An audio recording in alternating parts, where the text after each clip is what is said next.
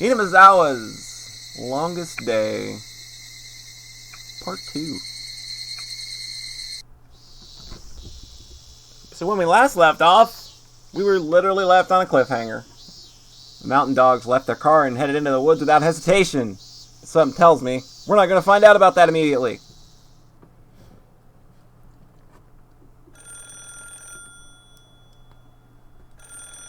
Akasaka had received the phone signal from EDA. The phone had rang for over 3 minutes. The signal told Akasaka that EDA was in some kind of emergency and that Akasaka himself was in danger now. Takano made a mistake. She didn't realize the ringtone itself was the signal. She assumed someone staying at the house would pick up the phone eventually. Her error allowed Akasaka to perceive that extremely important forewarning. Akasaka waited for exactly 3 minutes, then ran downstairs quickly. He had already put his shoes on while listening to the phone ringing. Akasaka had memorized the layout of the town from the map he'd kept near the phone. He knew the shortest route to the Sonozaki residence, as well as a number of alternate routes, just in case the shortest was already blocked. People would be surprised to see a stranger coming out of the house, but Akasaka didn't care about that at the moment. He had to get to the Sonozaki residence immediately. However, the observers would see him, and that was a problem. They'd soon come after him. Upon finding the house empty, they'd assume the man who ran from it knew something. Once Akasaka left Rika's house, he had to be prepared to fight. He relaxed his shoulders and reached for the doorknob. Sansa, R宅の監視班からです。R宅から不審な男が飛び出しました。男？何者？どうでもいいわ。追って捕らえて。監視班了解。制圧する。It was only 10 a.m. It was a lively morning. Many people were getting ready for the festival. Akasaka weaved through the people, going in the opposite direction, and ran down the stairs leading to the shrine. The mountain dogs were already chasing after him. There was a significant gulf between the happy faces of the villagers and the serious faces on Akasaka and his pursuers. He could hear them coming up behind him. He didn't even need to turn around to check. Akasaka held his breath, focusing all his senses to their limbs as he sprinted even faster faster than he usually could down with all his might. The success rate of an escape depends on the distance between the pursuer and the pursued. Even a little distance makes a difference. Akasaka ran down to the bottom of the stairs like the wind, and then he headed in the opposite direction, away from the Sonozaki residence. Of course, this wasn't a mistake of his. He just wanted to lose them.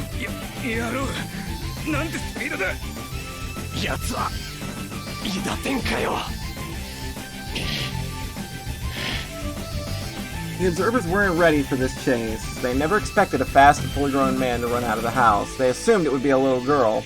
That assumption was their mistake. Besides, Akasaka's locomotive-like power was nothing like that of normal people. There was no way they could catch him. The mountain dogs fell for Akasaka's trick. They called HQ, told them that he was headed in the opposite direction, and followed him that way. Akasaka was confident that he could have gotten them completely confused if he'd had a little more time. Not only that, he could have attacked them individually. A train does not grin. You are not wrong. Like I said, if there's one lesson you're going to be taking from this series going forward from the good pal Polly, it's that a train does not grin. Were there 3 pursuers? No, there were probably 4 of them. His mind, body, and skills were all in top condition, so it should be possible for him. Usually overrating oneself is dangerous, but Akasaka was above such an immature level. Resisting violently at a place other than his destination might prompt them to waste manpower and time, but Akasaka wasn't sure of the real meaning of EDA's phone signal. They were at a severe level of emergency. Akasaka had no time to waste, so he had to get to the Sonozaki residence. As Akasaka ran as fast as he could, he tried to think about the situation calmly. Could he attack them first and then head to the Sonozaki residence? The pursuers were scattered around, running out of breath. It would be no easy feat for 4 men at the same time, but it would be different to take them one-on-one. When Akasaka decided he had a high enough chance of winning, he took a deep breath and made a U-turn around the streetlight. The mountain dogs were surprised to see that the man who was running away from them was now running towards them. They prepared themselves to fight, but before Akasaka even reached them, he'd already had everything all planned out in his head. He had calculated how many blows would be required to take them all out. His calculations were wrong. Without even needing a second blow, the first pursuer dropped after one of Akasaka's legendary armor-piercing punches that connected with his face. And while the first was still in the air, his second armor-piercing punch took out the second pursuer.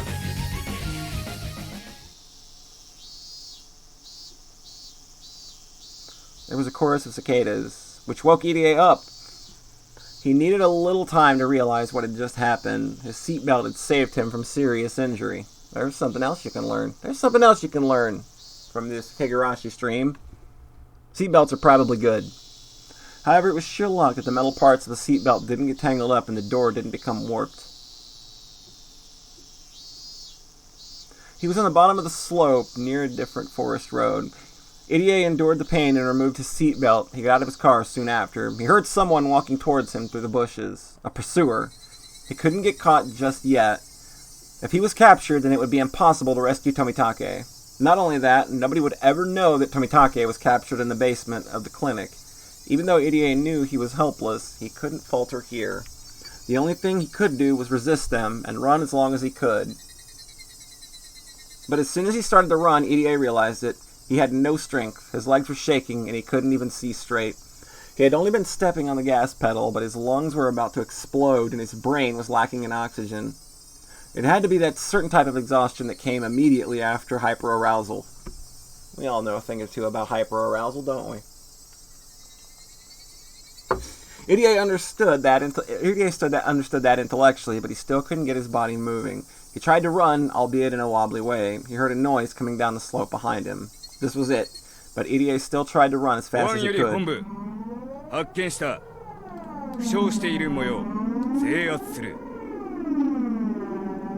Irie heard the voice of his pursuer. Shit, he thought, what can I do?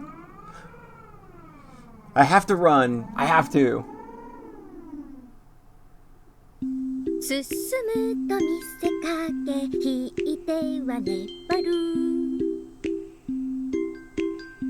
シオンさん、さっきから歌ってるその歌は何ですか? Don't you know? It's really popular nowadays. すみません。音楽には疎いもんで。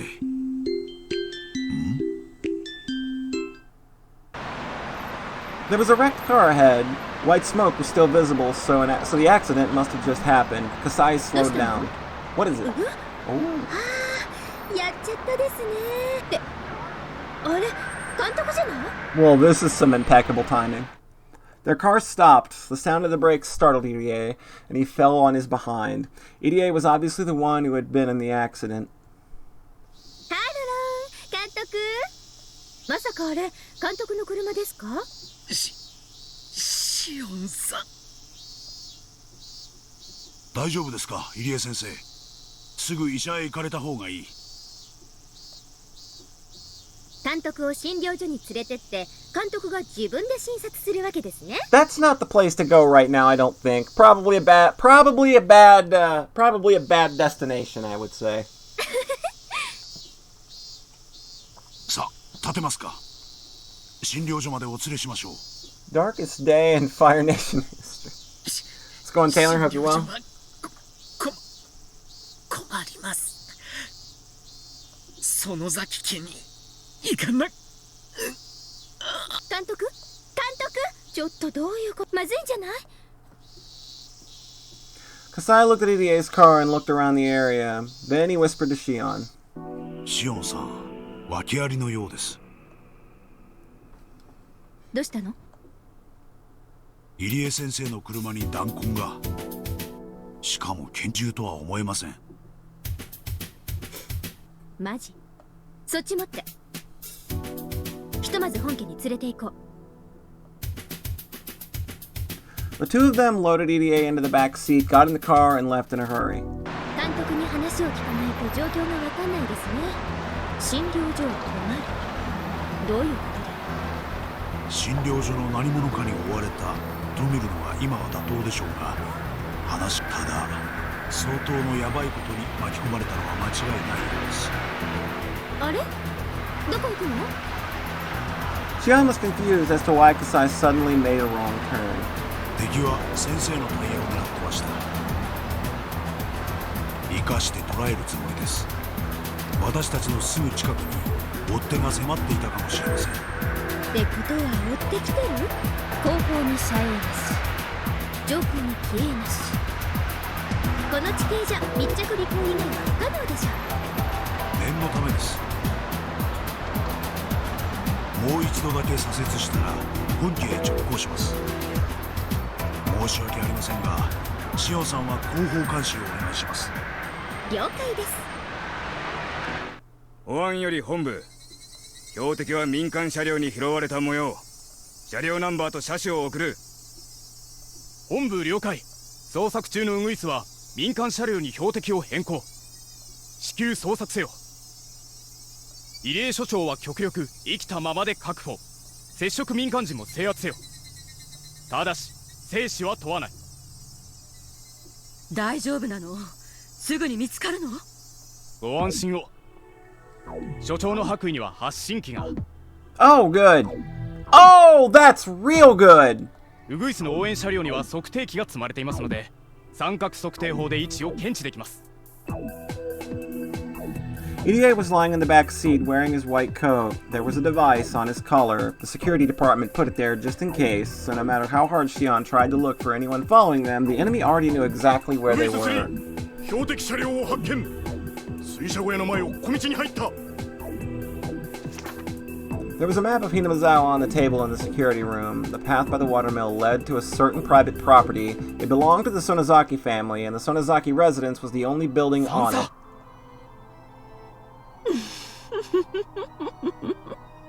あらあら、袋のネズミね。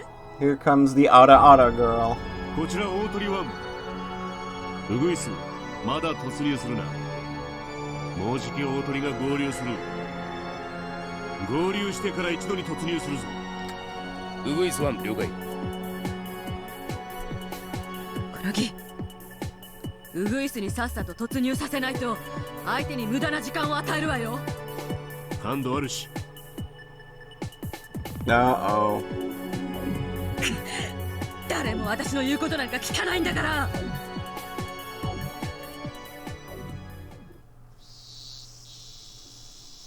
The Sonozaki family's basement had a security system which displayed images captured from the various security cameras on the property. Of course, it wasn't as high-tech as the one at the EDA Institute. It was in a room on the second floor of a gasho house, a Japanese-style room where you could kneel and avoid hitting your head. The bundles of wires snaking away from the monitors, it felt like a hidden chamber. There was electricity and a phone nearby. Although it was in a basement, it had all the basic amenities of the Sonozaki residence. At first, all the club members had watched the monitor curiously, but after a while it got too hot in such a tiny room. Mion and Rena stayed in the room to observe the monitor. みーちゃん、なんだろう。車が入ってきたよ。これは笠井さんの車だね。多分シオンでしょ。今日の祭りに合わせて遊びに来たってことだろうね。たく、なんでこんな日に。空気の読めないやつ。 The granny had been at the shrine since early morning, so there was nobody upstairs to answer the door, and if Mion didn't answer it, Shion would think that nobody was home.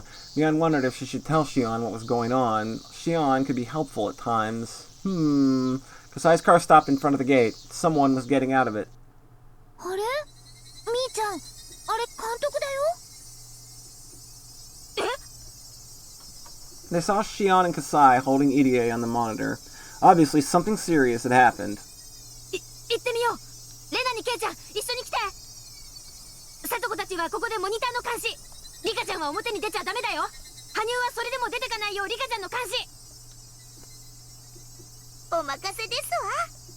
なのです。みー、ひどいのです。 Maybe Okanogi had made the right decision. If he had let Nightingale go in as Takano had ordered, it would have been on the monitor. But Okanogi ordered them to stand by until another unit arrived, so they waited. So Mion didn't notice that the enemy was about to attack. By this time, there were many vehicles belonging to the mountain dogs parked around the windmill. Okanogi and Phoenix One had joined with Nightingale, and they were getting ready to head in. However, it had been a good idea to leave Satoko in charge of the monitor, and if Mion hadn't gone out, EDA would have been killed.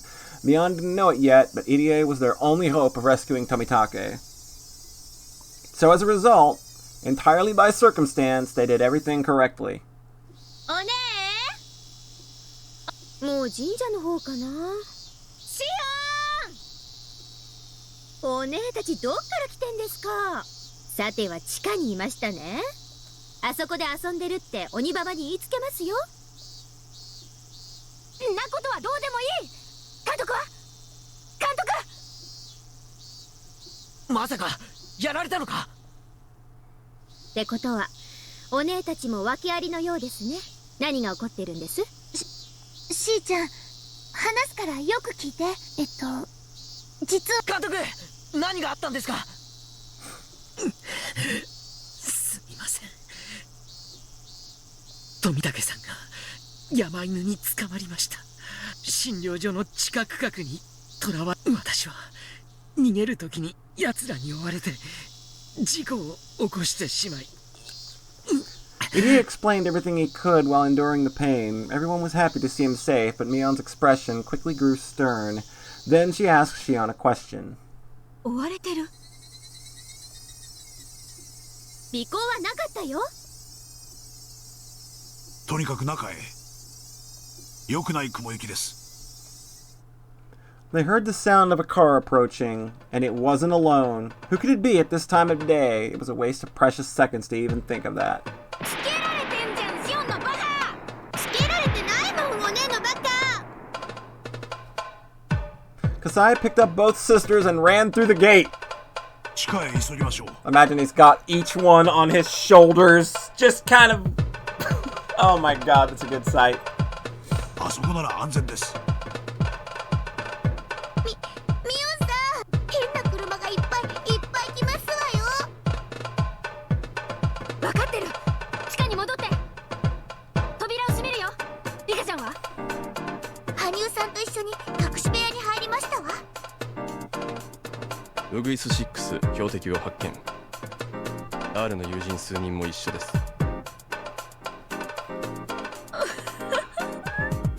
間違いないわ。 R はそこに潜んでるのよ。そうよね、ジローさん。 Tomitake was lying on the floor of the security room. His hands and legs were cuffed, and there was another pair of handcuffs to connect them, leaving him bent backwards on the floor. He couldn't get up or even turn around. Takano laughed and poked Tomitake's side with the toe of her shoe. The mountain dogs climbed over the fence easily. There was no need for anyone to explain at this point. It was obvious that they were the enemy and that they were the mountain dogs that Rika had spoken about many times. They went through the grove of trees and headed for the entrance of the underground storehouse. The first 5 mountain dogs were supposed to capture them all, but they fell down one after the other. And just as the mountain dogs started to wonder why they fell, he felt something on his leg. The next moment, he was flying through the air. As he stood up, his leg got pulled again. He realized that there was a rope wrapped around his leg. Because of the way he fell, the rope was wrapped tightly around it, and it wouldn't come off easily.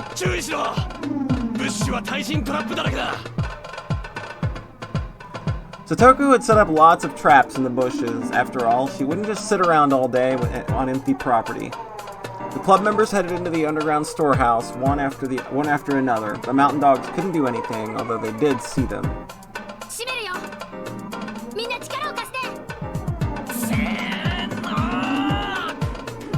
It was a heavy door, but when they put their strength together, it closed easily. We unlocked the door quickly, putting on the deadbolt for good measure. これ大丈夫かな？破られないかな？テレビには5台、6台、いえ、もっと映ってたかもしれませんわ。全部ワゴン車で、中には変な男たちがいっぱい。簡単には破られないでしょうが、荒ごとに慣れている連中です。過信しない方がいいでしょう。Before he could even finish speaking, someone pounded on the door. The second group of mountain dogs had arrived. Although the heavy door was separating them, it wasn't at all comforting to know that the enemy was just on the other side. 私の失態ですみません。監督は何も失敗してないですよ。とにかく奥へ行こう。そうだな。監視カメラの様子で敵の人数を探ろうぜ。ああ、私はのけ者で事情もわからずいきなりクライマックスですよ。はーい。もう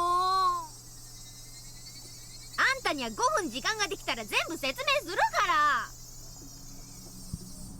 ら。ウグイス1より大鳥1、標的は防空壕のようなところへ逃げ込んだ。扉は鋼鉄製、突破できない。大鳥1了解。この園崎家ってやつはとんでもない金持ちだな。敷地が広すぎて包囲は不可能だ。包囲は断念。俺たちも突入に加わるぞ。ウグイスはその辺の倒木を探せ。大筒にして扉をぶち破る。大鳥7より大鳥1、インドア用のプラバクがあります。準備しますか。Plastic explosives are explosive for military use. There are various different kinds, but he was talking about the type specially made to break down doors. Okanogi momentarily thought it was a good idea, but changed his mind right away. This was a small village. If there was an explosion, everybody would hear. It was daytime, and they were on the surface. It was the worst time and place for the mountain dogs to do their job. さすがに爆破は無理だな。ああ？いや待て。今何時だ？もうじき10時です。使えるぞ。Things explode when they are exploded. You are not wrong, Beepner. Welcome. Hope you're doing well this evening. 大鳥7、やるぞ。新刊を準備しろ。は？隊長、どうして10時だと爆破が可能なんですか？ Okanogi's mind was working sharper than ever. He was sure that this would work. Everyone gathered in the secret room. みんな大丈夫なのですか？監視カメラを見てましたのです。敵は多分30人くらいいますのです。そんなにかよ。やってくれるぜ。ちょっとスイッチをいじるよ。連中立ち往生してるよ。When Mion touched the switch, the screen switched to the view of the entrance to the basement. Some of the mountain dogs were checking out the door. They didn't appear to be trying to force it open. They were simply at a loss for what to do. 向こうはどう打って出るでしょう。こっちを黒のネズミと思ってますもの。多分大勢で体当たりでもして無理やり破る気ですわ。なんだこいつら、丸太なんか持ってきて。どうやらあれで扉を打ち破ろうとしているようです。They're gonna Rammstein that shit. 今、サトコが袋のネズミだと言いました。なら、相手が扉を開けようと苦闘している間にここを脱出するべきだと思います。同感です。それに富武さんも助け出さないと。そうだね。いくらここの壁が厚くても敵に見つかったら価値はないと思う。レナも脱出する時だと思うな。おねえ、この状況ならもうとっくに警察に電話できる段階じゃありません？だね。一番最初の市民の権利を忘れてたよ。仮に警察のスパイに電話を聞かれたとしても、もうこの段階ではバレバレだしね。大井さんが駆けつけてくれるはずさ。Mion picked up the phone. Why hadn't she thought about this earlier? あれ？ Oh, they've already cut it. どうした？ Mion panicked as she tried to listen for a dial tone. 電話がなんで？うんともすんとも言わない。ケーブルが切られたかもしれません。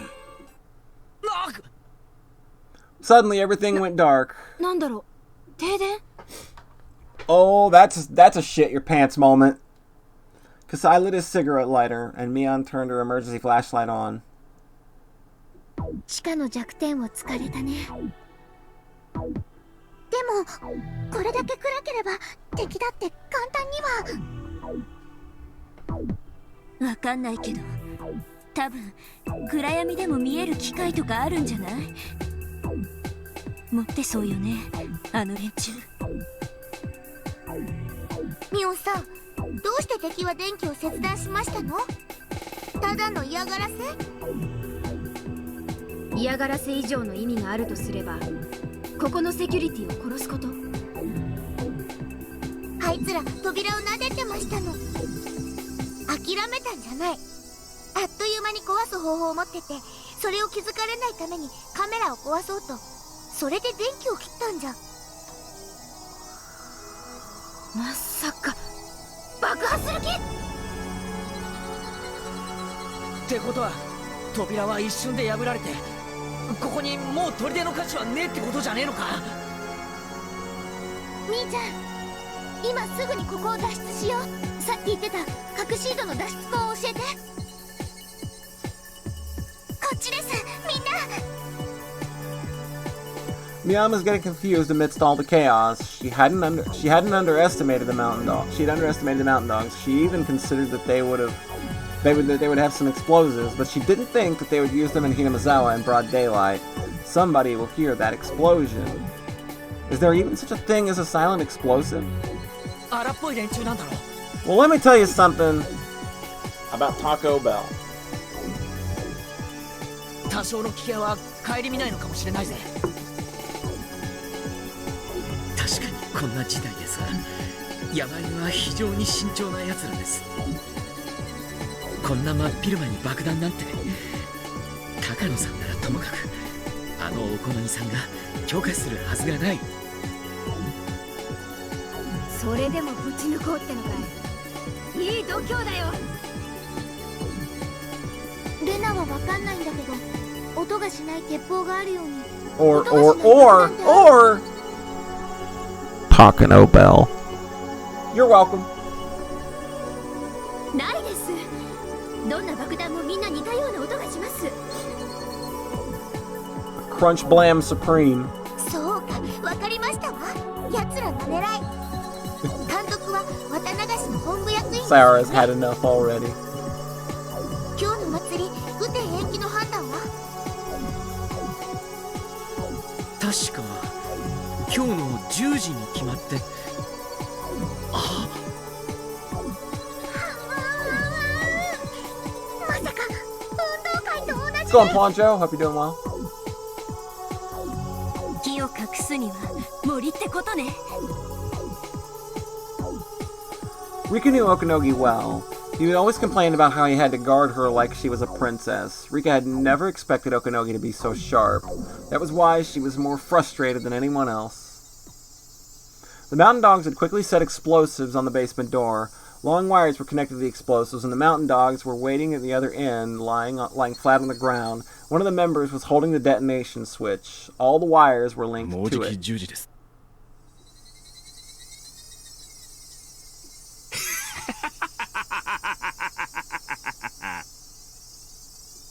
Taco did not deliver the tacos. 今朝連中に先生を撃たれた時はよ、よりによって今日かよと思ったよ。だが今は今日で助かったぜって思ってるぜ。Okanogi had realized that he could use the festival effectively. He was going to make sure his enemies got what they deserved. On the morning of the village event, they used fireworks to let everyone know that an event is going to be taking place that day. This method is often used to track on track and field days at schools. Since Watanagashi starts in the evening, the fireworks go up at 10 a.m. The fireworks, of course, make loud explosive noises. Since Hinamizawa is located in a ravine, the sound echoes, making it hard to figure out where it's coming from. And that was an advantage for the mountain dogs. A loud noise and a shock shook the ground like an earthquake. The explosion must have warped support beams everywhere. There was a discomforting squeaky noise and dust fell through from the ceiling. It certainly was powerful. The explosion must have blown the door wide open. An explosion that took place without anyone noticing it. Mion led everyone into one of the rocky caves.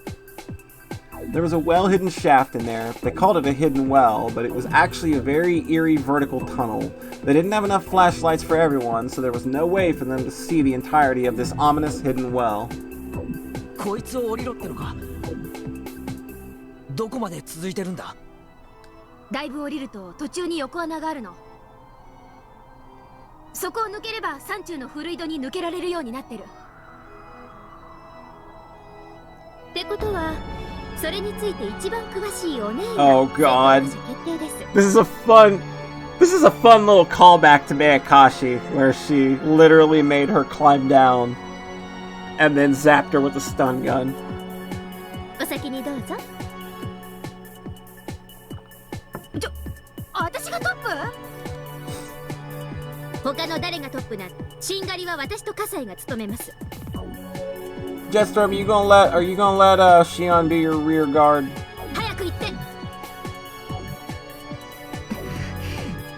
Mion was going to volunteer to take the rear, but Mion and Shion knew instinctively, because there were so many of them, the rear might not make it in time. Unlike the iron door at the entrance, once the enemies were inside, all they'd have to do was go through the inner doors, which were easily breakable. The route was basically a straight line. They probably wouldn't get lost on their way. That's why Shion took the rear guard position before Mion did. After all, she was actually the older sister. Shion wanted to protect her younger sister, who was playing the older sister in this real emergency. Oh my god, that's really good. Mion intuitively knew that what Shion was thinking. Mion understood well the relationship between her sister and herself. She wasn't the only one who felt guilty for taking the older sister's position. Shion felt guilty for making Mion take the responsibility of the family head. And here, finally, was a chance for Shion to atone. Mion-san, 武器庫の鍵を今は開けるべきと。 Oh shit! Get our boy a gun! Get our boy a fucking gun! Press 1 to give Kasai a shotgun. No, wait, 1 would be a punch and a chainsaw. Press 2 to give our boy Kasai a shotgun. Kasai and Shion took it and ran deep into the rock tunnel. Actually, it's 3. Beepner's right. Press 3 to give our boy a shotgun! It's been a while since I played Doom, okay. 横穴まではだいたい30メートルちょっと。落ちたら底なしだよ。しかも真っ暗なんだからね。慎重に降りて。待機してる人はちゃんとはしごを照らしてあげること。Yeah, just give Kasai all the weapons. 一度にせいぜい1人か2人しか降りられないね。Just give him IDD-QD. We're good. 私が先陣を切る。照らしてて。Weapon! 気をつけて。照らす人も落ちないように。 Heavy machine gun! If the lights were on, they could have gone down quickly. There were actually a few light bulbs inside the well. Of course, Mion had already checked them.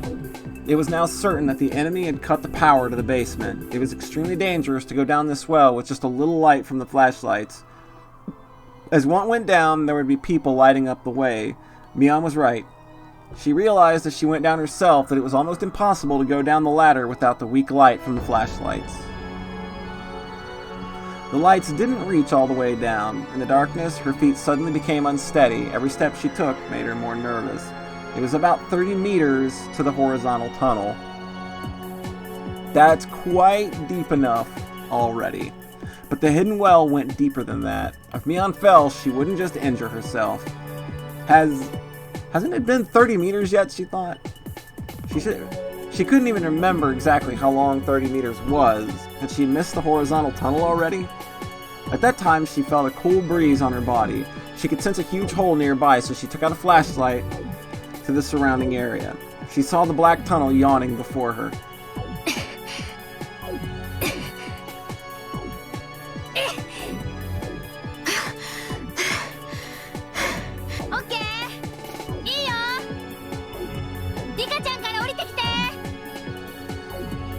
Mion lit up the way from below. よっしゃ、次はリカちゃんだ。その次が監督で、次が羽生、佐藤な。どんどん降りろよ。88 wanted to say that he would go last, but Rena gave the order first. They couldn't get into the basement clinic without 88. Without him, they couldn't rescue Tomitake. Their lives were all equally important, but at least for the moment, his was the second most vital after Rika. 気をつけてください。照らしています。分かってる。みんなも急いで。Oh no! Rika was much shorter than Mion. She couldn't go down the ladder as easily. Her legs were too short and her left foot slipped. 大丈夫。くそ。いつまで経っても成長できない人生なんてごめんよ。私は昭和58年6月を超える。そしてね、もっともっと身長が伸びるのよ。胸だってもっと大きくなる。いつまでもこんな子供の体なんて。Girls got priorities and goals. What can I say? Though she had been living for over 100 years, Rika was still afraid of heights. As she fought that fear, she tried to climb down as quickly as possible. After a while, the light from the top didn't reach her anymore, and Mion's light from below lit her way. Mion's light was enough. The next person could come down. You're gonna get some wine! 次、降りてきて。さあ。次は監督なのです。大人ならキビキで降り遊ばせ。わかりました。先に行きます。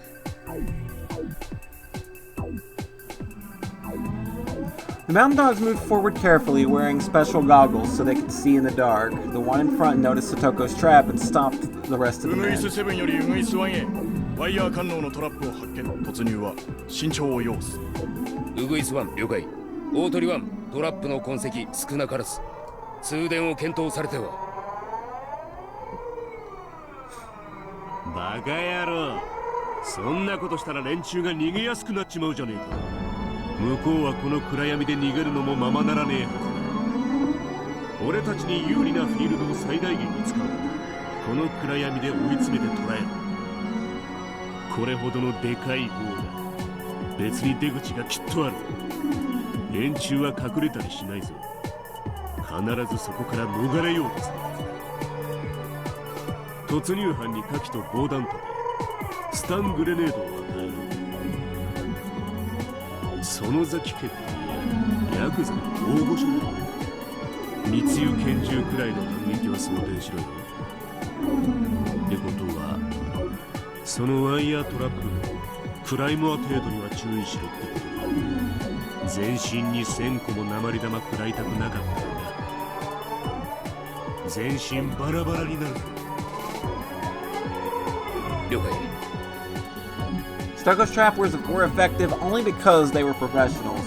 Satoko had assumed that any professionals would misinterpret her traps as more dangerous ones. That's why she ran wires everywhere. And Satoko was right. Although the mountain dogs were successful at breaking down the iron door, they hadn't even reached the torture room. However, the huge cave with the hidden well was just on the other side of the door of the torture room. It was just a matter of time before the enemy caught them. よっしゃ、次はレナだ。ケイチ君も急いでね。ケイちゃん、どんな感じですか？ああ、今レナが降りてる。割とキリキリ降りられるみたいだぞ。はいはい、焦って落ちないようにね。その井戸、歴代園崎家に逆らった連中の死体を捨てるのに使ったって噂もある。You don't say. How did the kid Home Alone make it look so easy? お前なんだよ、その持ってるの。Shion had returned to the big machine gun in her hand. Oh my god, we gave Shion a machine gun. She has a machine gun. A machine gun. What the heck, Keiichi thought? It's one of those machine guns they use in war movies. Its defining characteristic is the way that the magazine bent forward. What was it called again? Kasai had one in his hands too. He appeared used to handling machine guns. It almost didn't look real, but it seemed like a natural fit for his surreal world lit by only flashlights. Keiichi felt like the odd one out here since he didn't know how to use a gun. Shion and Kasai hid on opposite sides of the cave so they could see the entrance to the torture room. Not only Kasai, but Shion also seemed to be used to doing things like that. Shion drew first blood, not me! だから次はシオンが降りろ。I'm pretty sure Keiichi knows how to use a gun. That boy has at least one confirmed injury. でもケイちゃんにカラシニコフの説明をするより、ケイちゃんの番になったらキリキリ降りてくれる方がロスタイムは少ないです。気にしないで、いい女は死なないから。As Shion winked at Keiichi, they heard a door being knocked down nearby. Immediately, Shion and Kasai's looks turned stern as they took cover behind the rocks, aiming their guns into the darkness. The enemies had entered the torture room. There was a flashlight next to the door. Kasai had left it there. The mountain dogs seemed to be able to see in the darkness, even though they couldn't. So it was an improvised solution. The footsteps of the mountain dogs were growing closer, so they were passing through the torture room. In other words, the door was the only thing separating them from their enemies.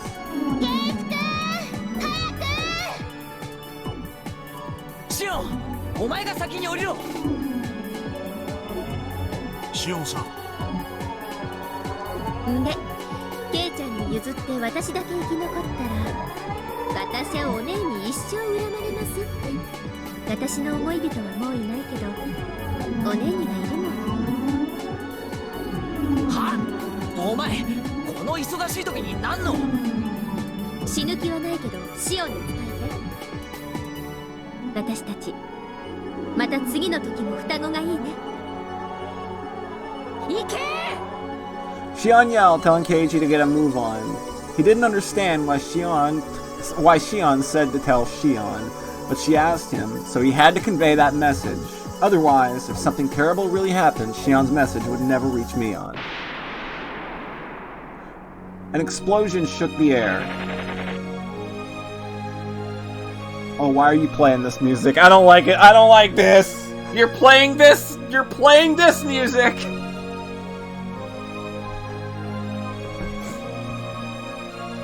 Something was thrown in from the torture room. The explosion from that and the noise of Kasai's machine gun sounded at the same time. The clamor echoed in the cave. All I can do as those violent flashes of light burn a series of images into my eyes is shed tears over my own intolerable powerlessness and climb down the ladder. Mion quickly screamed from below. I descended and screamed up to the top too. 攻撃を受けた。敵は隠し部屋奥の大空洞内で阻止線を展開。マズルフラッシュは2、おそらく AK だ。集団がうまいぞ、プロだ。大鳥1、指示を行う。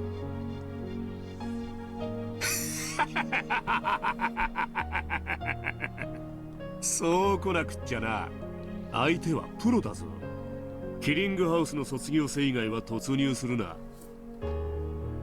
ウグイス1、2、大鳥7、8、突入準備。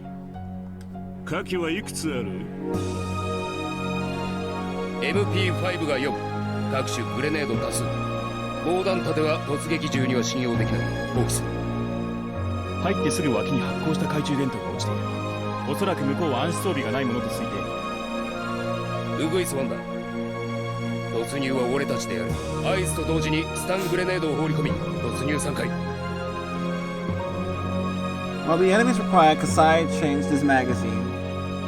シオンさん、もう十分です。言ってください。私が抜けたら、葛西が弾倉を変えている間に誰が弾幕張るんです？ツーマンセルが基本でしょ。There was a contradiction in what Shion just said. According to her theory, the last two can never escape. Mion kept shouting from the tunnel below. シオンのバカ！早く降りて！ Everyone knows it wasn't safe to stay, but nobody could stop Mion from screaming. 俺とミオンはここでシオンを待つ。レナはみんなを連れて裏山に逃げてくれ。わかった。嫌よ。誰が欠けても嫌。リカ。これが最後の世界なのよ。ここで一つ後悔が残ったからもう一度やり直そうというのはもうない。私は嫌よ。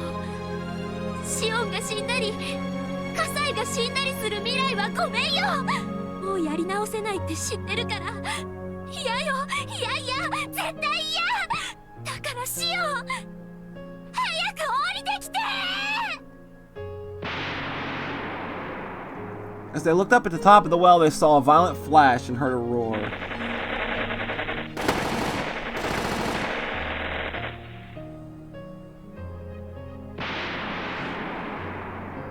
Then they heard explosive sounds, different from the sounds of the machine guns that Shion and Kasai were using. They also heard a tinkling sound, which could have been the sound of bullet shells. They couldn't see anything other than the flashing lights. Only the noise reached them. When everything stopped, after a little silence, footsteps that didn't belong to Shion or Kasai gathered at the top of the well. They could hear hard-soled shoes kicking the bullet shells as they walked.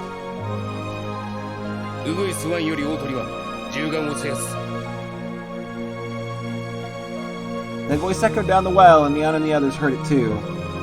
They didn't know how to react. Some became speechless, some started to cry. Some let out a worthless scream. They looked up the well, and as they waited for Shion and Kasai to come down, but there was no sign of them. A bright beam of light shone down from the top of the well. Irie grabbed Mion and Keiichi's collars and pulled them back. But they could see in the dark. They might already know that Keiichi and the others were hiding in that horizontal shaft.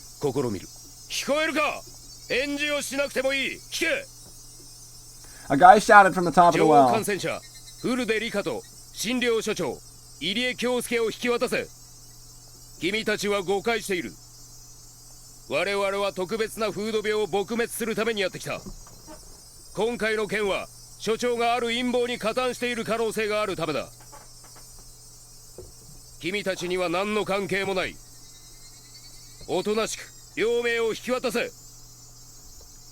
They had already turned all the flashlights off, so nobody could tell what kind of expressions were on each other's faces, but I could sense Mion's expression distorting, and because of the darkness, nobody knew to stop her from screaming.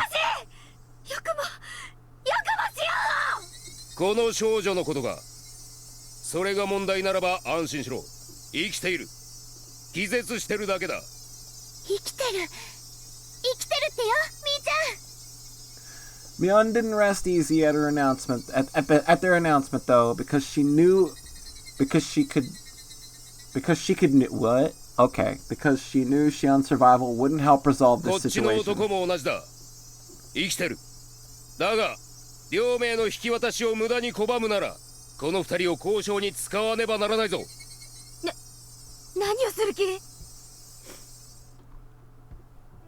As Mion looked up at the top of the well in the dark, it suddenly became very bright, and she saw something unbelievable. Shion was unconscious, and one of the men was holding her. He was basically sticking her body over the edge of the well. If the man let go of Shion, she would fall to the bottom. They had no idea how far down it went. There was no way she'd survive. Shion didn't reply, but she moved just a little. Shion was alive, at least for the moment. はったりだ。落とすわけねえ。は？何を根拠に言ってんの？人質ってのはね、2人以上いる時に限りいくらでも殺せるんだよ。上にはシオンと葛西さんがいる。奴はシオンを突き落としてもう一度こっちに同じ選択を迫れるんだよ。はったりなんかで言ってるんじゃないんだよ。Mion lashed out fiercely at Keiichi. He regretted saying what he just did. 考える時間が必要なら与える。ただし60秒経過したら最初の人質を突き落とす。よく考えて素早く決断しろ。どうしよう。Mion was half crazed with fear and panic. 敵の狙いは私です。リカさんはすでに脱出に成功したということにして、私だけが行きましょう。それで多分許してもらえるはずです。The plan sounded like the best idea for minimizing damage, but Rena quietly spoke up. ダメ。しーちゃんたちがレナたちの逃げ出す時間を稼いでくれたんだもん。監督が言ったら何のためにしーちゃんたちが頑張ってくれたか分かんなくなっちゃう。じゃあ何？シオンにしないと言うの？レナ、あんたシオンが死んでもいいって言うの？あんたね、シオンは！やめてくださいまし、ミオンさん。私だって私だって胸が張り裂けそうなんですのよ。だってシオンさんは私のねえねえなのに。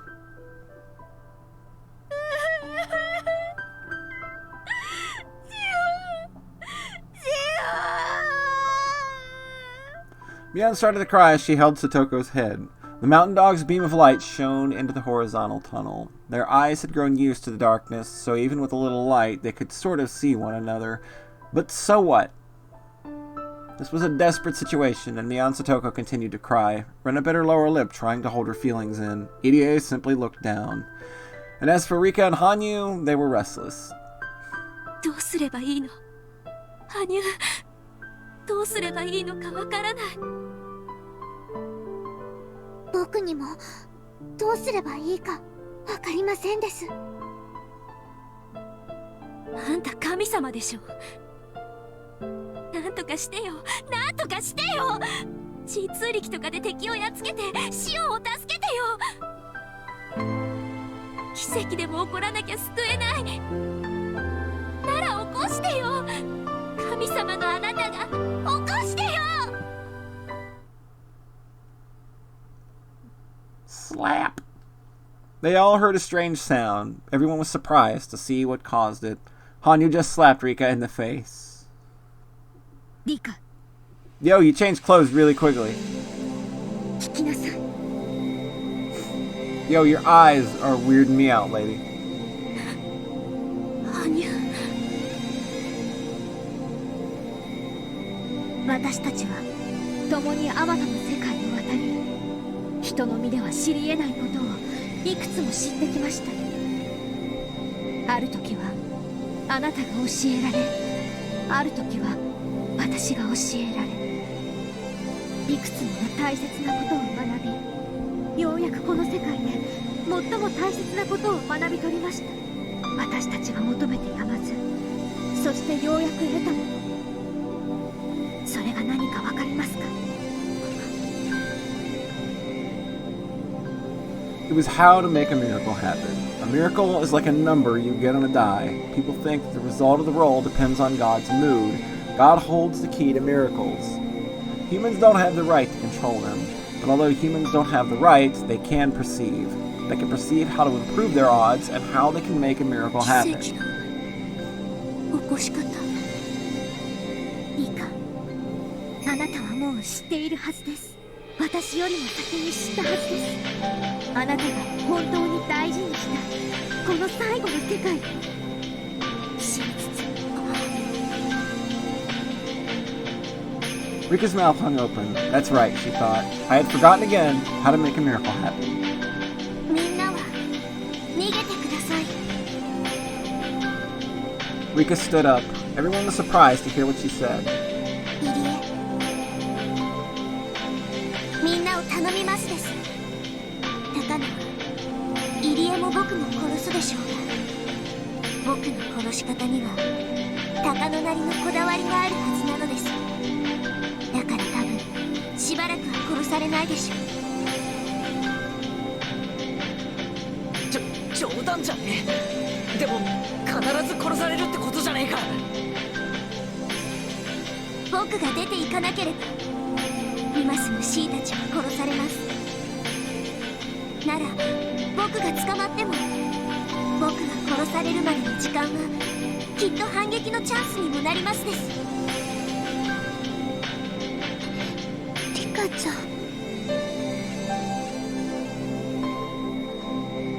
考えてみたらとっても簡単なことだったのです。As she spoke, Rika stepped out of the horizontal tunnel and reached the ladder. The beam of light shone down upon her. In this dark world, her fingers seemed almost holy, like someone receiving a divine revelation. だって僕たちは絶対に勝てるってみんな信じてるから。僕もみんなも、そして神様までも信じてるから。ミパー。 Rika's smile told them that she trusted them 100%. She believed someone would come rescue her before she got killed. That was why she didn't mind letting the enemy capture her. If it would save Shion and Kasai's lives, then this was nothing. 今上がります。死を引っ込めるのですよ。 The mountain dogs pulled Shion's body away from the edge of the well. 僕の仲間に指一本触れてみろ。舌を噛んで死んでやりますです。 God damn! You know that would take a lot of force to do. 高野、自分の手で僕を殺したがってますから。 I cannot have even imagine. Begin to imagine the force that it would take to do that, and how your own body's defense mechanisms would not stop you from just doing so. You would have to really fucking force it. 分かった。上がってこい。僕の仲間をこのまま見逃すのです。どうせお前たちの計画でやがて。その条件は飲めない。命は保証するが拘束する。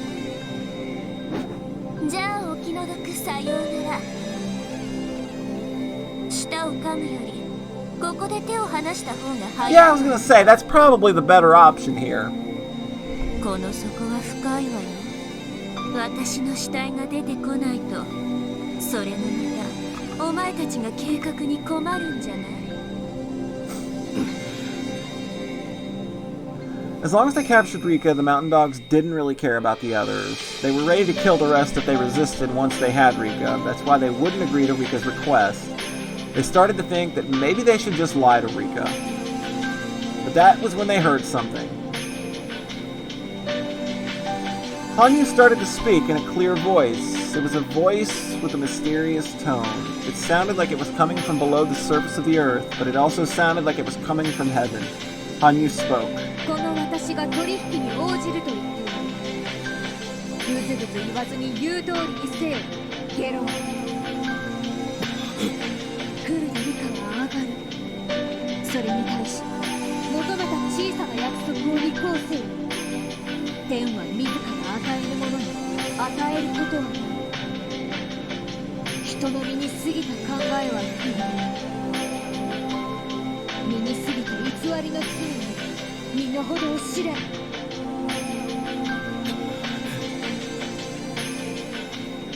Nightingale 1, the member who had been demanding their surrender, was suddenly overcome by a strange sensation. He had been in such an advantageous position, but somehow it didn't seem that way anymore.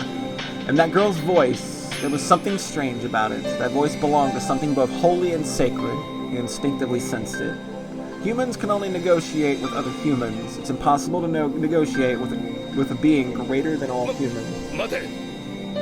隊長に相談する。そのままで待て。 He had been very threatening until just a minute previous, but he had grown completely perplexed. Everyone was stunned by Rika and Hanyu's mysterious auras.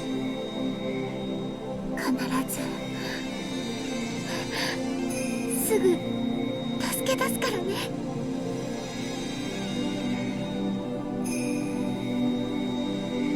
Rina muttered as she tried to hold back her tears. 貴様らの条件を飲もう。 Yeah, I'm not sure why they went with black there on that specific bit of text when they can very clearly do, you know, the white out and then black outline text on this text box and a white background as well. I'm not sure why they felt the need to do that. Or it might have just been a bug in the scripting. フルでリカは上がれ。高野三佐がお前に用があると言っている。 They just see Takano just wants to talk. She wants to Takano. She wants to Takano.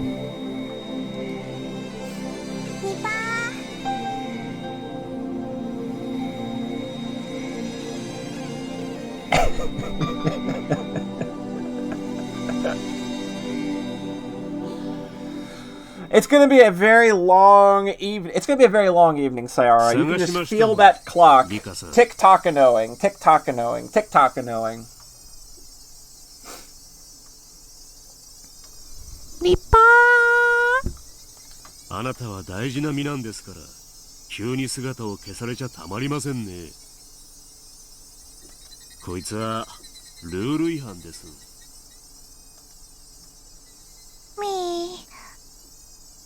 では、リカさんは診療所に来てもらいましょう。お前たちは行け。Yep, that can still happen. But it's more of on a whim now. The assault unit that led Rika away headed back into the basement. They were about to break the rules, too. 約束を破る気ね。約束？そりゃ何の話ですんね。Well... おほっと、つったら本当に舌を噛まれちゃ叶いませんわ。おい。 As Rika tried to run, Okanogi grabbed her fragile arm. She fought back, but her resistance meant nothing against him. One of the mountain dogs took a syringe from a case. It shouldn't kill her, but it would probably put Rika to sleep. Takano, after all, didn't need a chatty Rika. She just needed a live queen carrier. If Rika got that shot, that will mean the end of this world. Before Rika could scream, the other dog covered her mouth. さっさと注射しろい。 The dog with the syringe drew closer to Rika's arm. Rika was being grabbed from behind, and her mouth was covered. There was no way for her to fight. I believe, even if I'm asleep, I believe. Rika kept repeating that in her mind. She believed that someone would wake her up, and that was the first thing she'd see when she opened her eyes would be her beloved friends.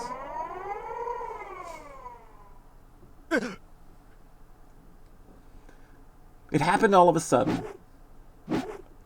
The man with the syringe spun twice in the air and dropped to the ground. Nobody, including Okanogi, could understand this sudden phenomenon. It defied the very laws of physics. Rika couldn't understand either. The man who was holding Rika from behind spoke up.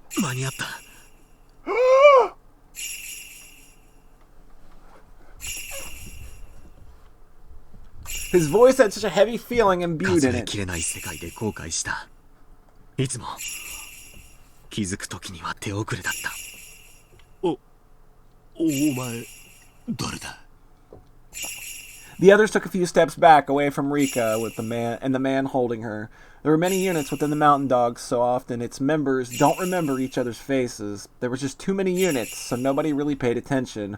All of the Mountain Dogs were more or less well built, but this man had an excellent physique. Even Okanogi noticed that he'd never seen anyone like that in one of his units before. Rather, he actually wanted to recruit him. But... 私がずっと一番伝えたかった言葉を言うよ。リカちゃん、君を助けに来た。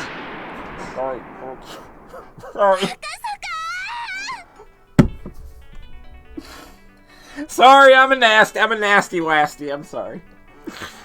Oh God, you can't do that. You can't do that.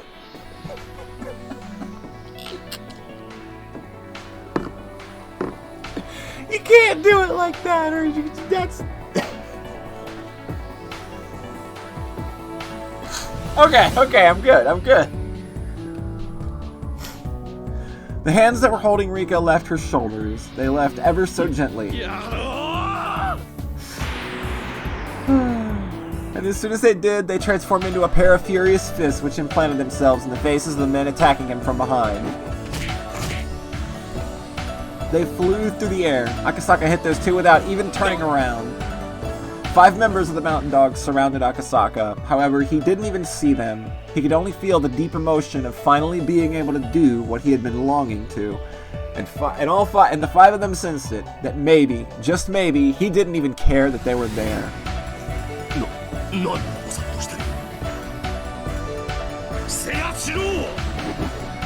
On Okanogi's signal, the 5 Mountain Dogs bore down on Akasaka.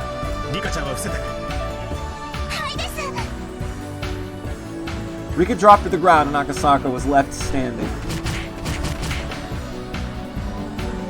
Akasaka, who came back to keep a promise he had made with a girl 5 years ago, but his promise was worth more than 5 years. Rika knew that. Akasaka probably understood it too. The promise went back 100 years. For 100 years, he regretted not being able to save her from the conspiracy. He believed that one day there would be a miracle and that he could travel back to this day. That's why he continued to train himself. His strong will and Rika's wish made a miracle happen. The one and only miracle allowed Akasaka to be here in Hinamizawa in June 1983. The first one went down in the time it took Okunogi to blink. Lowering himself to grapple Akasaka had proven fatal. He wasn't so soft as to let such perfect openings go by. Akasaka's hand smashed into the back of the man's head. His blow was powerful enough to smash a pillar of ice or shatter a mountain of tiles. As it happened, Akasaka was holding back a little so that the target wasn't too injured.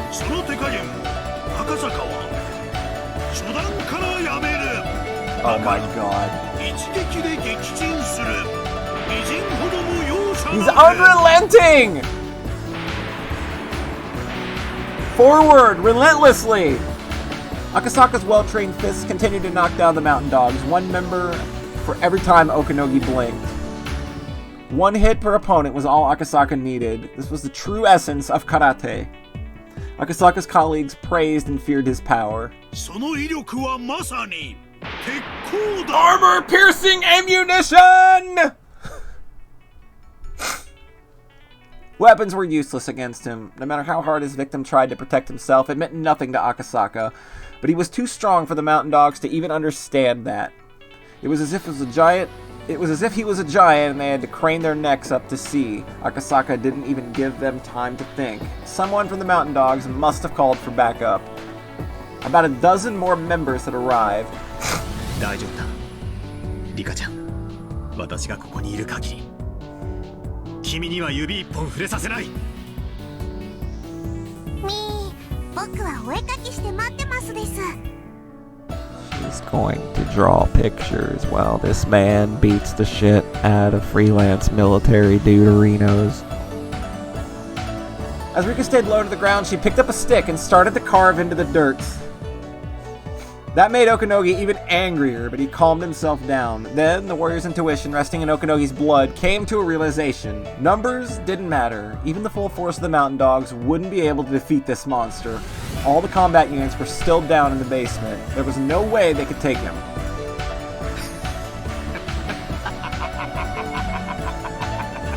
ってことはよ、戦闘職の俺しか勝負にならねえってことじゃねえか。それにお前の顔、こいつは懐かしい顔だ。たくましくなったじゃねえか。貴様、まさか。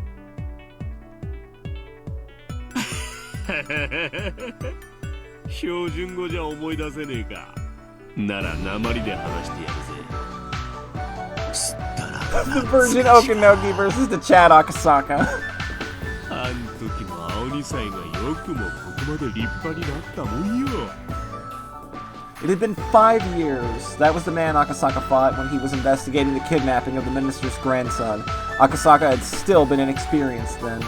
あん時は手加減せん指示だった。サービスだがな。今日あの樽男も助けに来ねえぞ。しかしこの5年でだいぶ鍛えよったんだ。俺は嬉しいんだよ。俺はこういうのを期待しとった。お前ら手を出すな。俺の獲物だ。Okunogi took off all of his equipment and threw it on the ground. He loosened one button and then positioned himself. Seeing that, Akasaka realized he was somewhat capable and narrowed his eyes in vigilance. Okunogi took that as an insult. That Akasaka only thought he was somewhat capable. His behavior was telling Okunogi that he viewed him on the same level as the other small fry. Oh shit! Oh my god! He gets a battle pose. Akasaka first moved to take up his stance and avoid getting Rika involved. Akasaka hadn't even moved one bit until just then. Okunogi could easily see that Akasaka was extremely strong, but at the same time he thought that he would be fairly simple to take down. Karate may be a martial art, but nowadays it's mostly just a sport. The army combat Okunogi trained The army combat Okanogi trained in was completely different. Obviously, Akasaka had studied a lot, but it was all just child's play. All he learned were routine moves and forms. Besides, karate moves were fairly straightforward. Okanogi was confident that he could fight any karate pro and win. Okanogi started leaning onto his toes to begin his meticulous footwork. In contrast, Akasaka still hadn't moved from his back stance. Akasaka was acting as if Okanogi's footwork was simply a trick, which infuriated Okanogi. Okanogi moved fiercely and nimbly, in a manner completely different from how Akasaka was moving earlier. Don't think! Feel! Akasaka remained calm, but Okanogi saw it differently. He can't react to my movements, so he's prepared to take damage in order to deal more.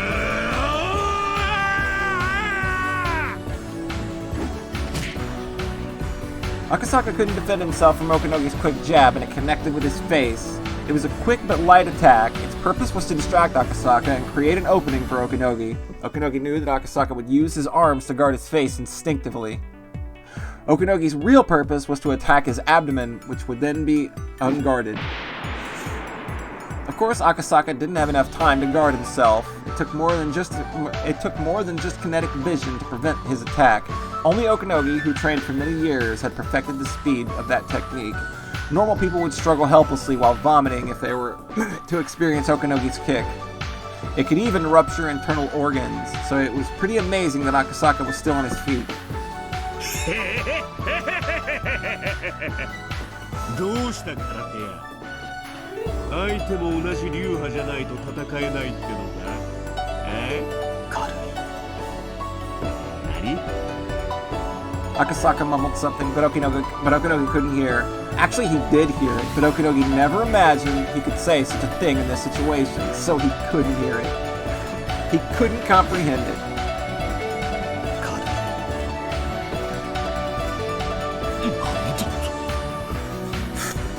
Okanogi. I came! 貴様の一撃は相手を打ち倒すことしか考えていない。だから重さが宿らない。は？何をバカなこと言ってやがる。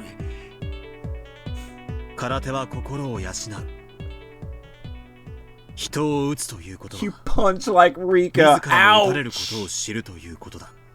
自らの一撃が相手に何を及ぼすか。人は打つ意味と打たれる意味を知るのだ。だからそれに至らない貴様の一撃には重みが宿らない。それは俺が未熟だということか。Okanogi attacked Akasaka again, but this time Akasaka was different. Akasaka blocked Okanogi's fists and legs. Of course, Okanogi was still the only one attacking, but Akasaka had started to become much more aggressive. Now, as Okanogi attacked, his hands and legs were being injured. Okanogi instinctively sensed that he was in trouble. He thought Akasaka was just a police officer, but his movements were too dangerous. He was merciless. He was dangerous, so Akasaka's training and experience must far surpass Okanogi's. Wait, that dynamic heel kick isn't karate, is it? Akasaki's heel kick missed Okanogi's head by a millimeter. てめえ、空手以外にもやってやがるな。いいや、私は空手しかやっていない。嘘つくんじゃねえ。さっきから明らかに空手じゃ見たことねえ技が目立つぞ。Okanogi was starting to become impatient. The reason Okanogi ridiculed martial arts as sports was because they were all hard-headed and only used set moves. This is how you strike in karate. This is how you punch in boxing. This is how you throw in judo. It's easy to learn, and that's why it's easy to win. Do you know how many rap songs love to say they kicked somebody's ass like it was judo, when judo is literally just almost entirely grapple-based? Just a weird random aside. But Akasaka was different. He said that he only did karate and that must have spent an unthinkable hours training. And yet, he was flexible enough not to be confined by only formatted moves. This was understanding. That was understanding at a spiritual level. The spirit of martial arts isn't just forms. One simply learns forms to reach the spiritual level. Therefore, for one who has reached it, there are no forms. What Akasaka had was a philosophical spirit. 貴様の未熟さには落胆した。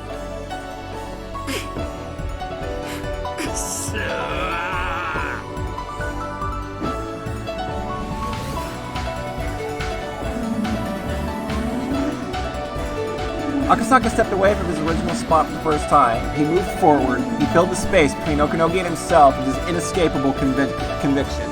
As Akasaka walked closer to Okanogi, Akasaka's assault radius tried to swallow him whole. To be within that radius meant death. Okanogi walked backwards to avoid being in that radius. That was the result of his clear-headed judgment, not because he was scared. 人を撃つ意味のわからない貴様に本当の重さというものを教えてやる Let me show you how much of a pussy you are, bitch. As Okanogi moved backwards, his back hit the van he came in earlier. He was cornered. Having your back against the wall didn't mean you were at a disadvantage, but the more it was pressed against the wall, the further a disadvantage it became. If Okanogi let Akasaka come any closer, Okanogi wouldn't even be able to take a combat stance. Okanogi decided immediately. The last chance he had was the moment before Akasaka took his next step. Akasaka's foot left the ground. He was taking another step. Now!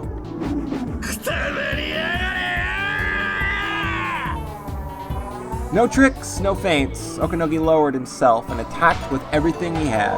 The attack was powerful enough to break Akasaka's ribcage and rupture his heart. I'm a professional, Okanogi told himself. I can't be defeated by this amateur.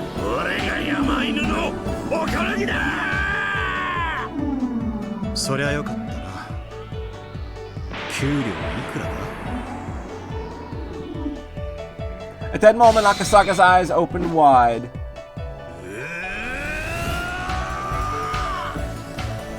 Oh man.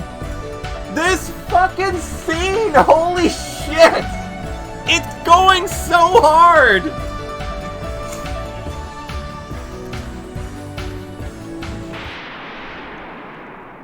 All the mountain dogs heard a noise. Oh my god, he went Super Saiyan. Oh my god!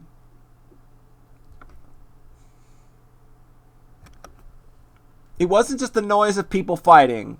It was the noise of a traffic accident. Okanogi's blow missed by a slight amount, and Akasaka's fist struck inches away from Okanogi's face. There was a dent in the sliding door of the van. The windows on both sides had shattered, and it looked like the van was in an accident. It wasn't even possible for a human fist to do this. Time resumed its flow, and Okanogi knelt down, falling to the ground. Akasaka didn't miss on purpose. Akasaka couldn't control his fist because he put everything into one blow. Okanogi should thank Akasaka. If Akasaka had been able to control his attack better, Okanogi's face would have ended up like the van. However, although it didn't hit Okanogi's face, it shattered his spirit. Akasaka! Pachi pachi pachi pachi! Rika applauded, but in this situation, it didn't sound like applause. It almost sounded like Akasaka's fighting spirit was popping like firecrackers. Akasaka pulled back his fist, turned around calmly, then spoke. 次だ Who's next? Just fucking come on. 面倒だから一度に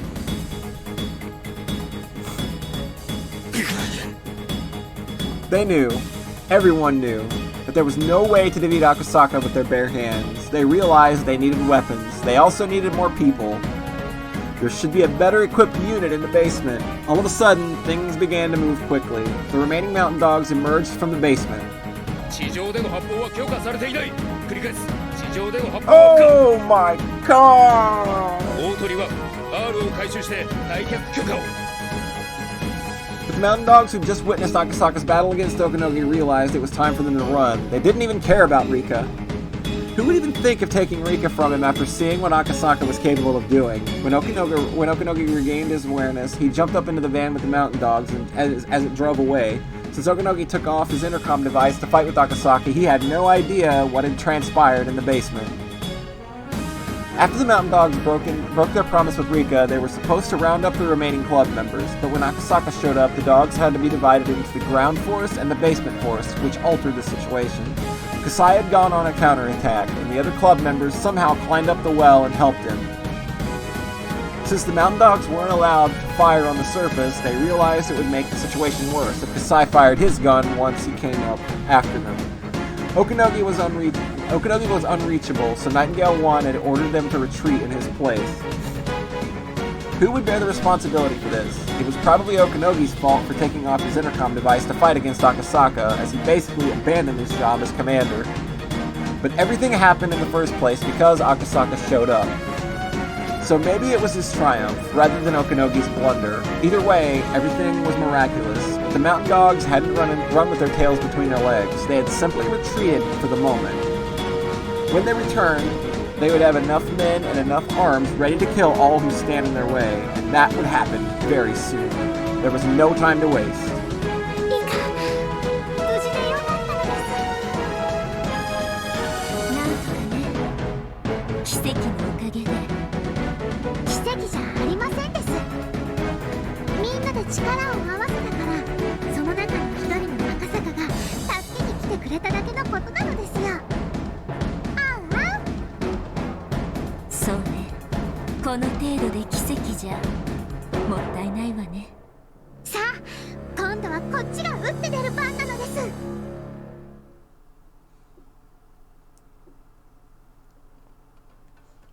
In the basement, the club members were talking about their grand counterattack. Rika was a little disappointed that she couldn't have joined them, but she was happy that Akasaka told her what she had been waiting to hear.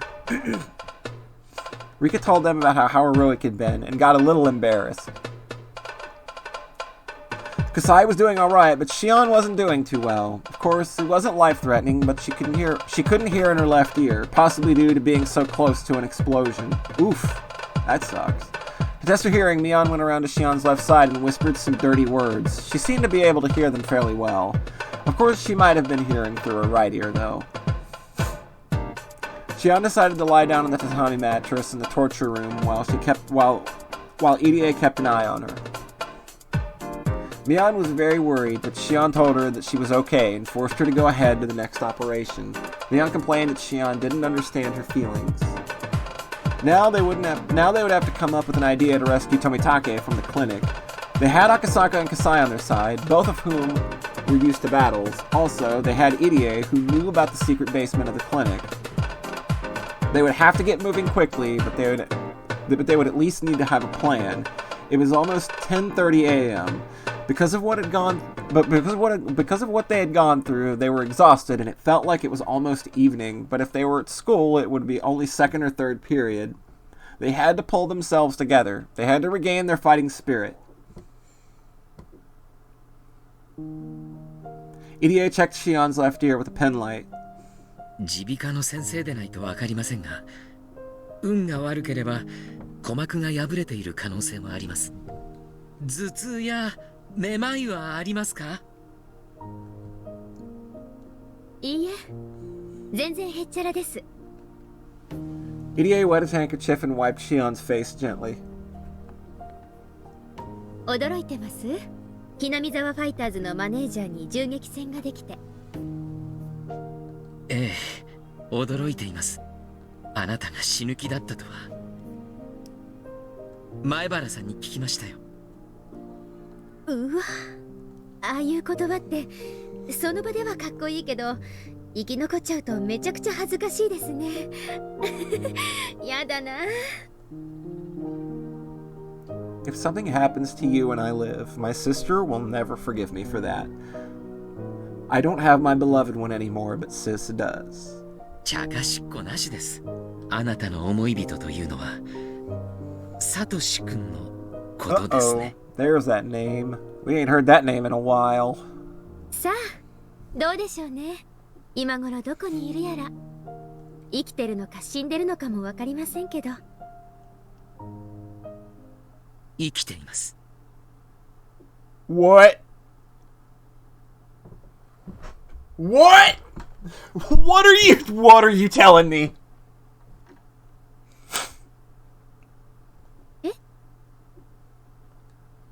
Shion's thoughts stopped in their tracks when Irie answered immediately. 北条サトシ君は生きています。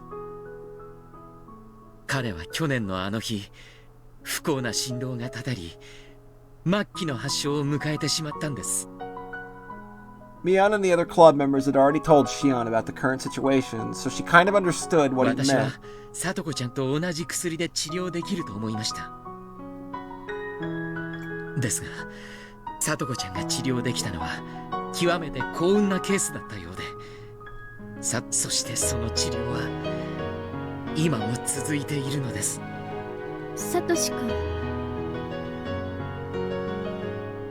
サトシ君、生きてるの？今まで話せなくてすみません。Satoshi-kun is alive. He's locked in my basement. サトシ君は四角角にいます。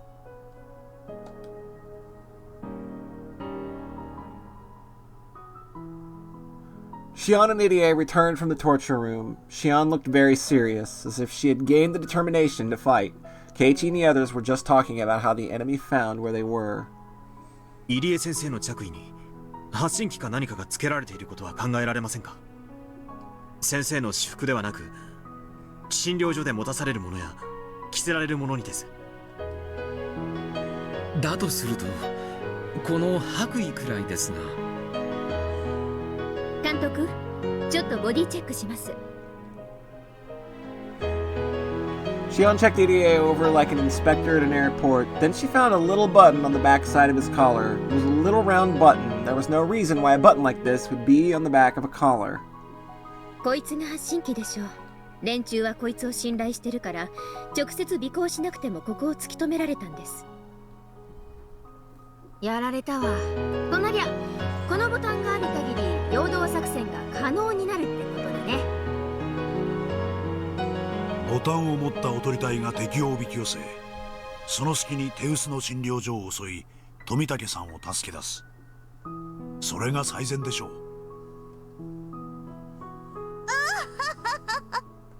となれば、そのおとり隊が陽動するには私の裏山が一番でございますわね。そうだな、あそこなら敵を引っ張り回せるぜ。しかもあれだけの山だからな。敵も相当の手勢を集めるだろう。その分診療所がガラ空きになる。読み切れないのは、どの程度敵が診療所に残るかだ。診療所には敵にとっても重要な富武氏がいる。相応の守備を残すだろう。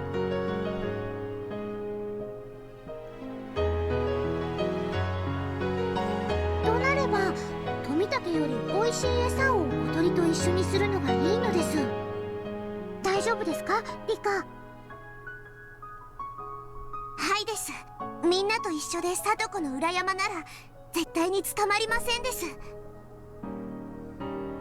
裏山に精通してるのはこの中では部活メンバーだけだね。おとりは部活メンバーが引き受けるといいかもしれない。そうだね。その間に大人部隊は診療所を奇襲。翔さんは大丈夫？赤坂さんのおめこぼしがあれば警察の方と聞いておりますので。Because I spoke while loading his shotgun! 今はオフですので。Akasaka replied while checking an automatic pistol. He hadn't used this particular gun before, but he was used to handling guns.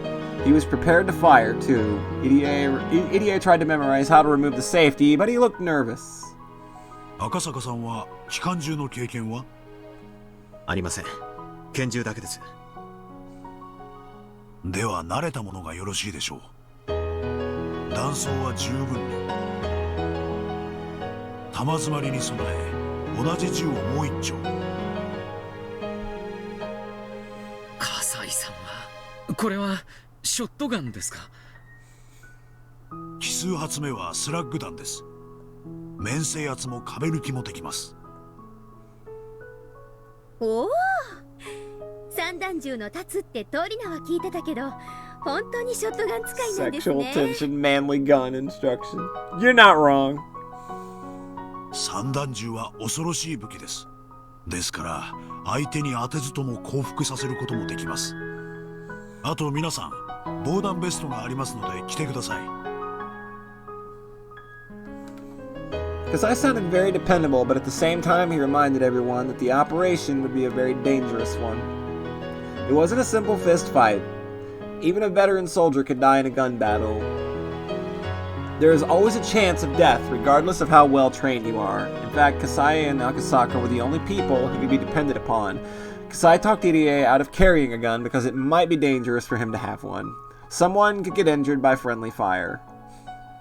Mion suggested that maybe there should be more people on the team, but both Kasai and Akasaka refused because those who couldn't even handle guns at all might end up as dead weight. Yeah, you got a reason to be going. You can use a gun, and there's probably something there you want to see. ファイヤーサポートに私がイングラムでも持ってきましょ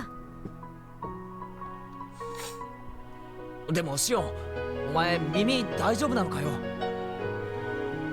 ええ、もう治っちゃいました。ケロッとね。ご心配かけてすみませんでした。シオン、今私が何て言ったか聞いてた？え？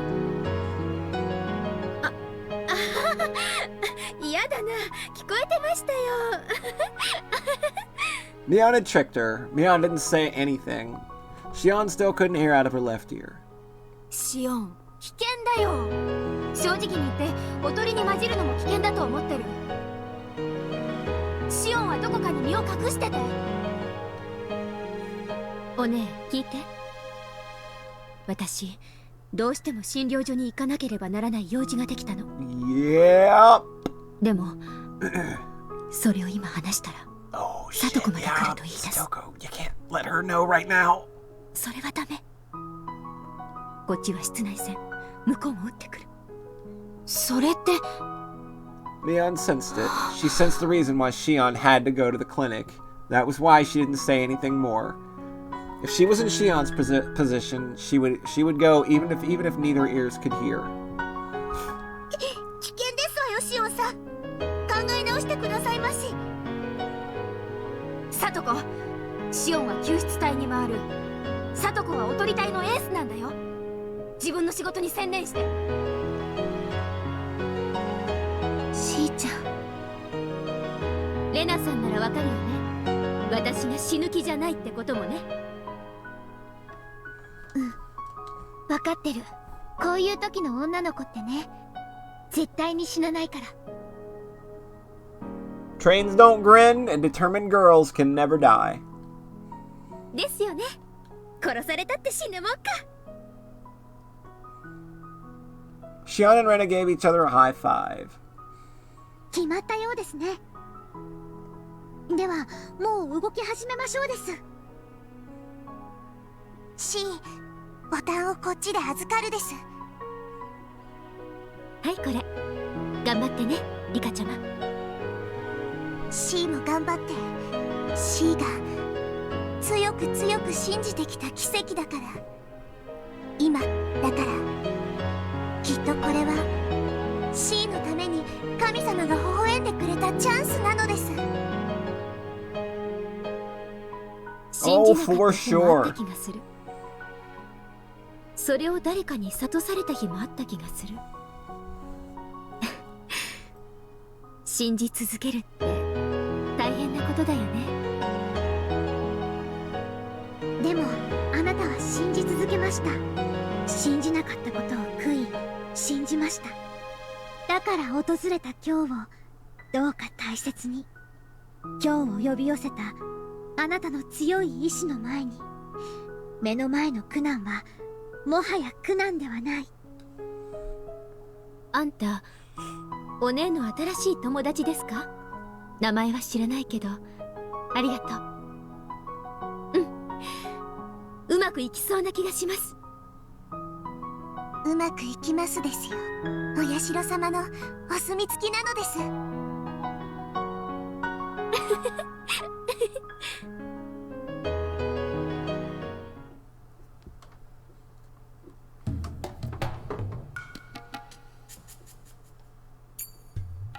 All right, we are going to take 2 to 3 minute break and come back and go for another 90 or so minutes. So it's a chance to get up, stretch out a little bit, and we will be right on back.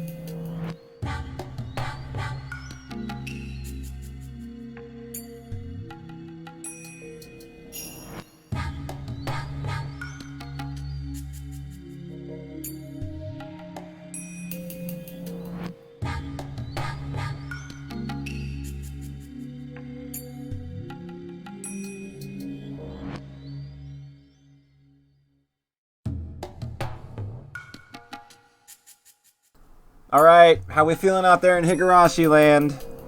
We feeling good? I think we just had a pretty meaty victory there. Wawa and Chime Time songs are the songs of your life, right? Right? There's like a song in Xenogears this reminds me of, too. It's got more chanting in it, though. You're feeling ba, ba, ba.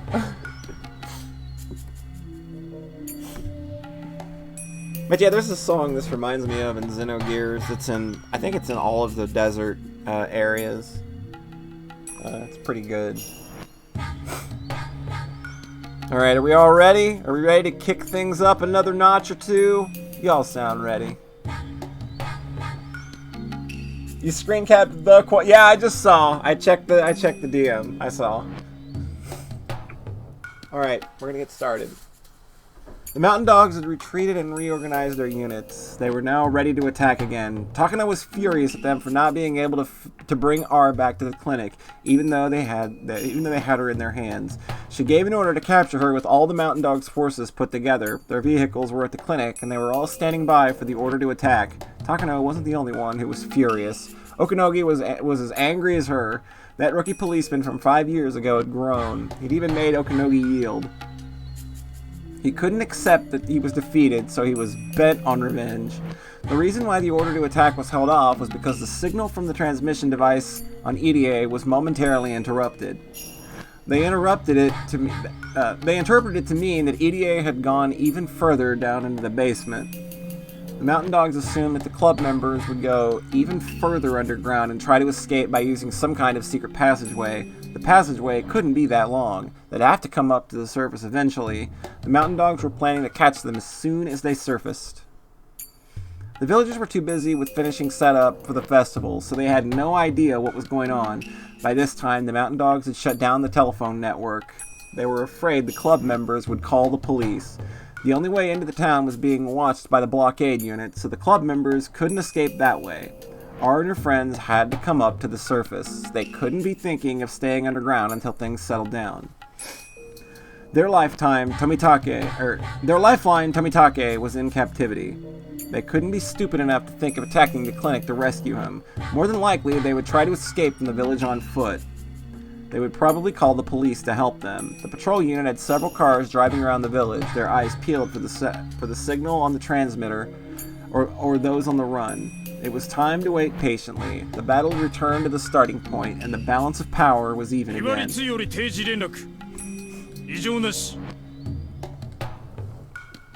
いつまでも息を潜められるわけはねえんだ。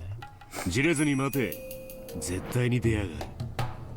ところでうちのお姫様はどうした？富武兄に尋問中です。どうやら説得を試みているようです。こうなっちまったら、穏便に済ませるには監査役を抱き込むほかねえからな。生かして捕らえたのはでかかったぜ。お姫様はいねえし、東京からの電話もねえ。ようやく落ち着いて冷房を浴びられるってもんだな。Everybody in Hinamizawa just likes air conditioning. 隊長、東京から無線です。野村さんからサンサー宛てでなく隊長宛てです。Oh, what? やれやれ、電話がダメなら無線かよ。さて、東京の女王様がこの後に及んで俺に何のお話です？山犬のおこのぎです。どうぞ。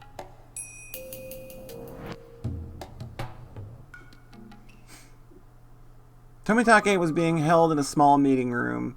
He was shoved under a desk. He was restrained so tightly that he couldn't even turn around. Takano was sitting in a chair next to the table, staring at a whiteboard. It outlined the research plan that was to be shut down, but Takano wasn't really reading it. She was just staring. Neither of them said a thing. Silence filled the meeting room. もうすぐ11時ね。本当に今日は長い日。あんなにも早朝に起こされてからまだ半日も経たないのね。Tomitake didn't reply. 今からでも私に協力してはくださらない。山犬なんかいらない。あなたさえいてくれればいいわ。山犬には私の心を慰めることなんかできない。あなたの一見無神経な心遣いでしか慰められないって。次郎さんは分かってて私に無神経に接してくれてたのよね。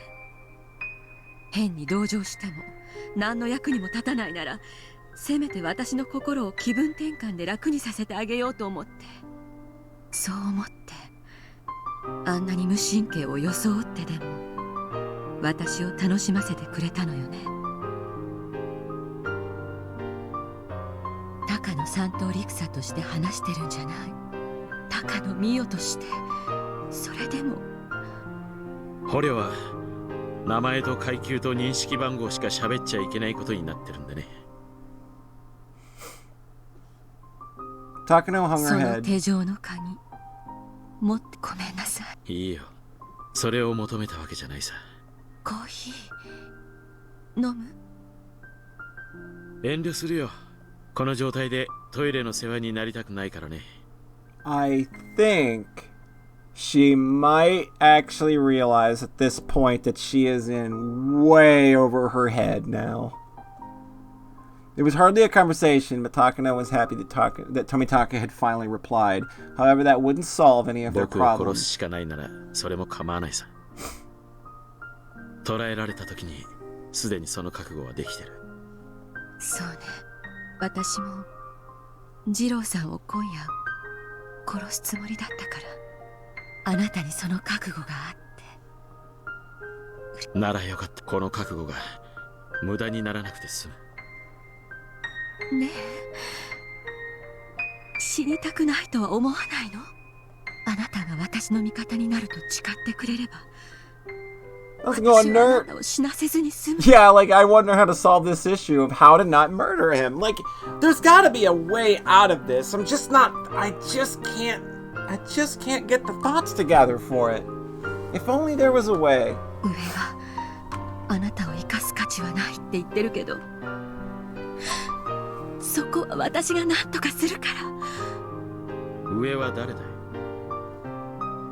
知らないわ。私と接触するエージェントは野村と名乗ってるけど、私も素性はよく知らないわ。でも手を組む相手に足ると思う程度には話をしたんだろ。 Like, dude, put her on the line. Tomitake will completely understand. Like, you hear that voice and it's just like, yeah, you know what? Like, you can totally kill me for her evil plan's sake. I am good with this. 数度ね、おしゃべりをしただけよ。今にして思うと、私を利用したいという魂胆が見え見えだった。でもなぜかあの時は彼女だけが私のことを理解してくれるってそう思ったのよ。わかるよ。君に誰かの助けが必要な時期があったことは知っている。その時君のそばにいるのが僕でありたかった。そうね。そこにいたのが二郎さんだったらどんなに良かったことか。まだ誰も死んでない。 He's got a point. We can reverse this somehow. これから殺す。 Oh, okay. Never mind. You're good with it. Okay. So much for thinking that she'd had enough of a change of heart to not want to kill 2,000 people. 東京には君の黒幕もいればそれと対立する黒幕もいるが、ほとんどの上層部は今回の件をうやむやにして終わらせたいと思っているはずだ。 Nerd's got the right idea here. もう全てが手遅れだと思っているだろうけど、まだなんとかなるんだ。まだ取り返しがつく。なかったことにできる。そうして祖父が築き上げたHinamizawa症候群の研究もなかった。高野さん、君は何がどうなれば満足だったんだい。 Takano closed her eyes for a bit while she came up with an answer. Her grandfather's research had been insulted. She wanted those with higher positions of authority to take it seriously. Nomura could make that happen. When the final operation was enacted, the higher-ups in the country would have to read the article, and they would have to believe what's in it. They will authorize the execution of the emergency manual. And yes, that would create an irreversible disaster, but at the same time, the disaster would prove that her grandfather's article had merit. それで君は満足なんだね。ええ、満足よ。それが高野美代の生を受けた理由だから。前に聞いたね。なら君はこの作戦が終わったら消えてしまうわけだね。高野美代の目的は達せられ、地上からなくなり、君は本当の君に戻るんだ。田無美代子。Ah, he knows. それが本当の君の名前のはず。How long had it been since she heard that name? Takano closed her eyes slightly. そうね。私はもうすぐ田無美代子に帰るのね。田無美代子という少女は両親を失って施設に送られた。そしてそこで不幸のどん底に落ちて死んだ。君はそう言ったね。ええ、言ったわ。私はあの日のあの暗闇の中に戻らない。二郎さんは経験ある？Takano told Tomitake about her horrible experiences, which were simply unimaginable for normal people. もう一度あそこに戻って、今度はおじいちゃんに助けられずに死ぬの。そうすれば私はここにいない。私がいなければ入江期間もなく、こんな妙な運命の行き止まりに迷い込むこともなかった。君は死ぬ気だね。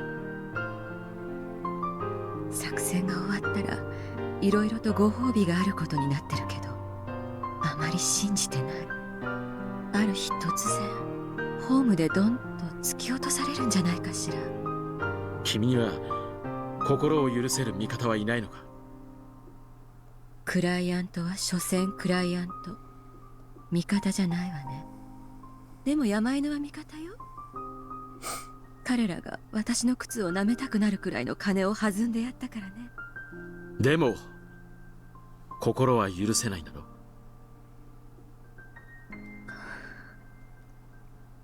味方は味方よ。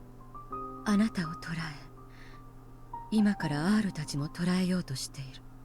私の役に立ってくれてるわ。それは今の君に必要な味方じゃない。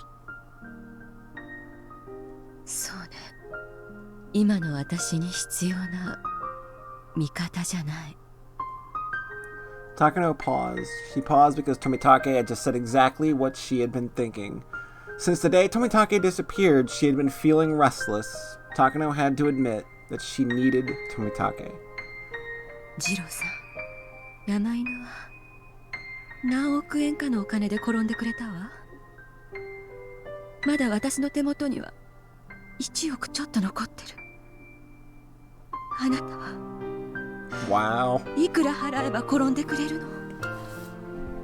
It just kind of shows you how fucked up she is, that even with all of this, she still thinks she needs to give him money to get his support, and like she's just completely missing the most basic and fundamental thing, and it's real fucked up. And it's because that's basically how the world's treated her. 君が一番欲しいものがいくらで買えるかを考えてみるといい。こんな時にキザな例えだこと。お金では買えないって。Well, Nomura wants to talk to Okanogi for some reason, so that I assume that can't be good. 諦めるんだ。山犬は飼いならせても僕は飼いならせない。それを転ばせたいと言っているの？あなたが望むならお金だけじゃない、何でも与えるわ。私の髪の毛一本からつま先の先端まであなたのものにしていい。靴を舐めろと言うなら今この場で舐めてもいいわ。それでもまだ足りない。 Tomitake didn't reply. It wasn't an affirmation by silence, but a signal to Takano that he had already told her everything he meant to say, and the most saddening form of silence for her. あなたより毎朝早く起きて朝食を作るわ。待ち合わせ場所には必ずあなたより先に来る。二度とあなたを待たせて試すような真似をしない。それでもダメなの、二郎さん。 Tomitake didn't say a word. He couldn't see her face under the desk, but he could sense it. It wasn't a time to say anything to her. Remaining silent was the only thing he could do. Suddenly the phone rang. Takano sniffed once and picked it up. そう。わかったわ。今すぐ行くわ。 Takano stood up as she put down the R が phone. 発見されたわ。入江の発信機の反応も一緒。街道が封鎖されていることを知ってて、山中を徒歩で脱出するつもりのようね。山狩りには手こずりそうだけど、人目がないのは私たちに好都合だわ。じゃあね、二郎さん。なんとなくこれがあなたとできた最後のおしゃべりになるような気がする。最後にあなたから言葉がもらえなくて。 And still, Tomitake stayed silent. Takano ran out of the room. She didn't look like she was hurrying back to work.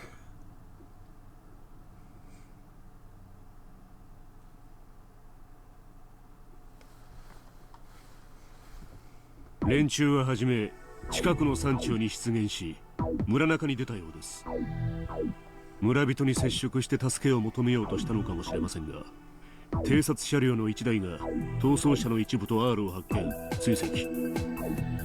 一時期 R と発信機は別行動しましたが、地図の山中で合流しました。チリジリになったのが合流できたということ？ええ。連中は逃走路について十分な打ち合わせをしてやがったんちゅうことでしょうね。山の中なら地の利があると踏んでやがるに違いない。ブッシュが深ければ武器の効果は激減する。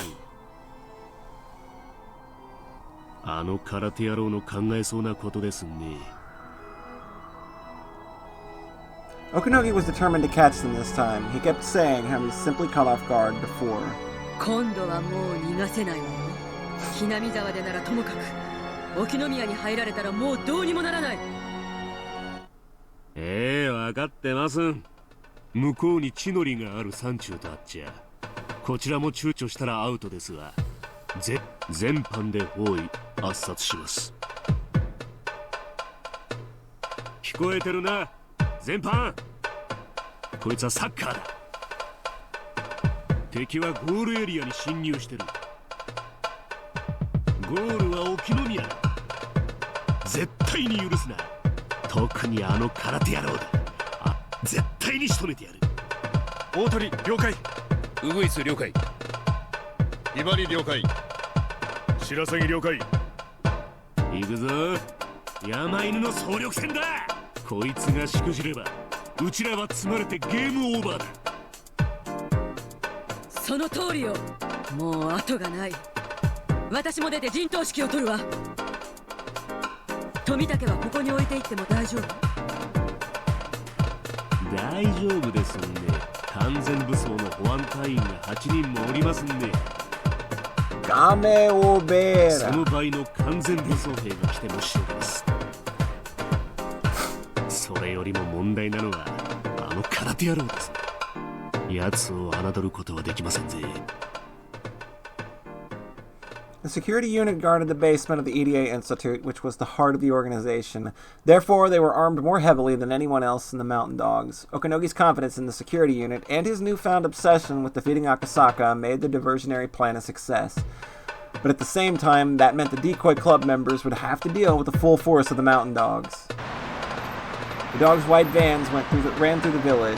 While they couldn't fire shots outside, all members were carrying stun guns that fired electric needles. While poor on range, they could subdue a target instantly. With the flip of a switch, they could change between merely stunning or killing their targets, the perfect weapon for people like the Mountain Dogs. The bands separated into groups and headed into the mountains. They were planning to surround their enemies and smoke them out.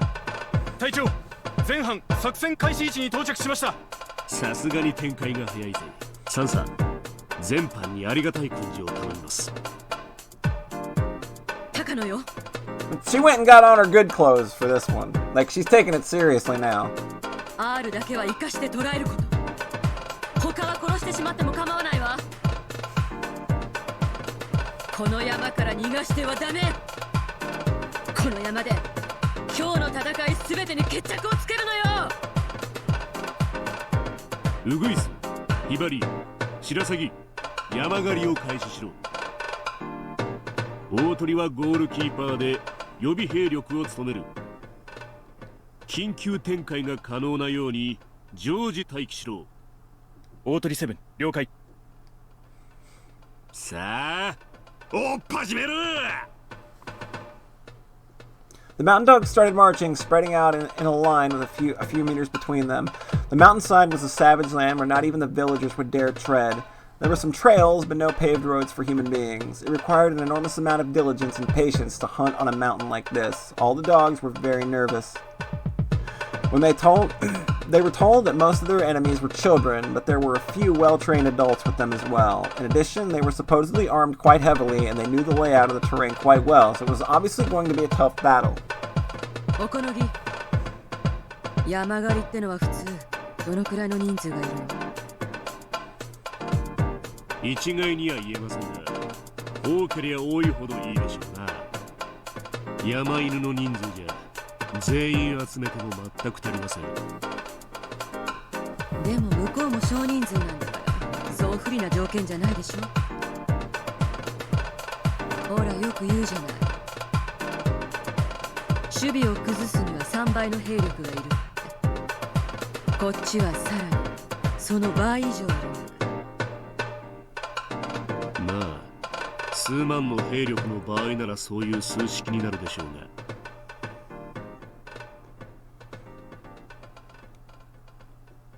There's more voice lines about real wars that we're not going to talk about in the Japanese version.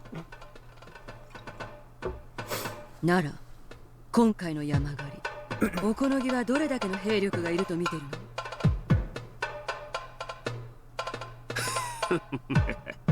の？何でもありってことでですか？何でもありって意味がわからないけど、どのくらいが適正な兵力なの？ It worked out for the Marco Polo. Get him out of the chat. Get him out of here right now. God, can you believe the Marco Polo Bridge incident is still part of Matsuribayashi? Can you believe it was that long ago that we were talking about the Marco Polo Bridge?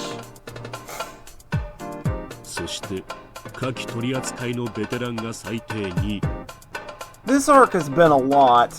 近接格闘のベテランが最低1。そこまでは認めるけど、あとは所詮子供でしょ。あとは子供のようですが、多分ここに逃げ込んだからには彼らのテリトリーでしょう。地の利が十分な子供一人はよく訓練された強襲偵察隊一個小隊に匹敵しますんで、サンサが考えてますより相当厄介な相手ですわ。それを制圧するのにどの程度の兵力が必要だっていうの？山岳歩兵が1個師団。ああ、師団ってのは山犬が3つ4つくっついて大隊。そいつがさらに3つ4つくっついて連隊。そいつがさらに3つ4つで師団ですね。30倍の兵力が必要だというの？もちろんそれだけじゃ足りません。砲兵陣地に要請して山ほどの事前砲撃が必要ですわ。航空支援が得られるならファントムにナパームもばらまかせたいところ。 My dude, I think that's a little overboard for kids that are gonna make you trip and have erasers fall on your head. 冗談じゃないわ。そんな兵力ここにはないわ。じゃあそれにはるかに満たない山犬で山狩りをしたらどうなるっていうの。まあ楽じゃないでしょうな。 Yeah, it's Scooby-Doo antics versus literal napalm bombs. He said it wouldn't be easy, but he also seemed to be implying that he was the only one capable of doing it. 連中のテリトリーでしょうが、逃げ込んだのはついさっきです。陣地もなけりゃトラップ設置の暇もないはずだ。地の利を生かすには時間が足りないはずです。 As Takano listened to Okanogi's explanation, she felt a little anxious. When she pretended to be friendly with Satoko a long time ago, she used to tell Takano all about her mountain. Takano remembered how Satoko told her about all kinds of traps she'd set up, but she couldn't recall which mountain Satoko was talking about. Are we about to get Scooby-Dooed up in this bitch?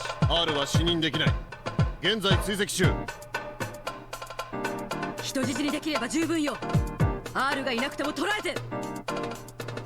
ウグイス、聞こえるか？近隣の班を応援に回して退路を立て。ウグイス了解、バックアップする。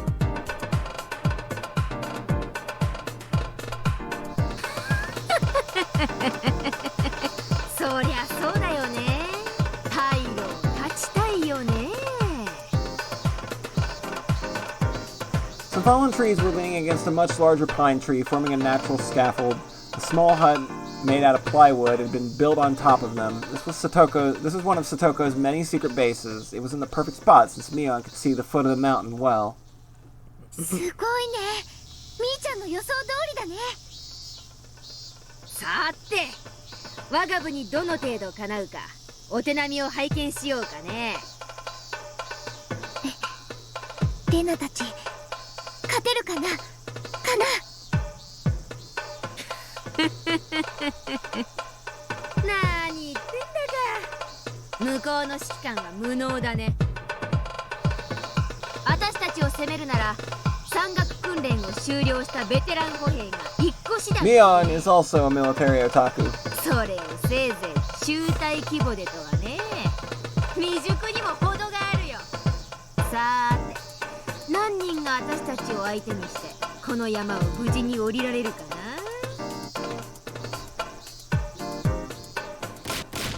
そったれ、ヒバリ4攻撃を受けた。そん逃がすな。丸太を山ほど転がしてきやがった。 No, no! Those are big and heavy and made of wood! They're better than bad, they're good! ヒバリ6が捻挫で追撃不能。残りで追撃する。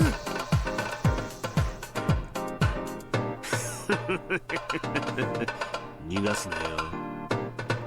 追って追って追いまくれ。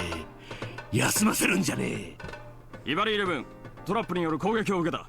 イバリ12、13が多分脳震盪だ。Satoko has really done her fucking homework here. She's literally giving people concussions. あんなの当たりどころが悪かったら死んでるぞ。ヒバリ60、トラップにやられた。光線が足に絡まって脱出できない。ナイフじゃ切断できない。 They don't call her head trauma. They don't call her head trauma Hojo for nothing. 番線カッターを持ってきてくれ。 Chaotic radio transmissions came in one after another. Obviously, Okinogi had been wrong about the mountain dogs being in an advantageous position. リードを偽装した落とし穴だ。隊員2名が閉じ込められて救出不能。応援を送れ。やべ。 Steel Wire Satoko? Good lord, change her last name to Kruger if you have to. どうしたウグイステン。 Only Jetstorm will get that joke. 応答しろウグイステン。 Yeah, like she's been setting these traps up since before Satoshi disappeared. 俺を後ろから突き飛ばしやがった。ウグイス9から11は井戸内。 They're in the well now. Good. 脱出不能。くそ。本部よりウグイス、バックアップが奇襲を受けた。行動が読まれているぞ。注意しろ。ウグイス1だ。聞いていいか。どうして動きが読まれるんだ。上空に無人機の影はないぞ。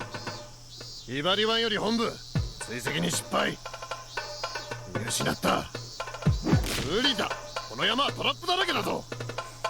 この距離を追うだけで何人負傷しちゃってんだ。白鷺湾より本部、 R を含む数名を発見した。追跡している。至急応援を送れ。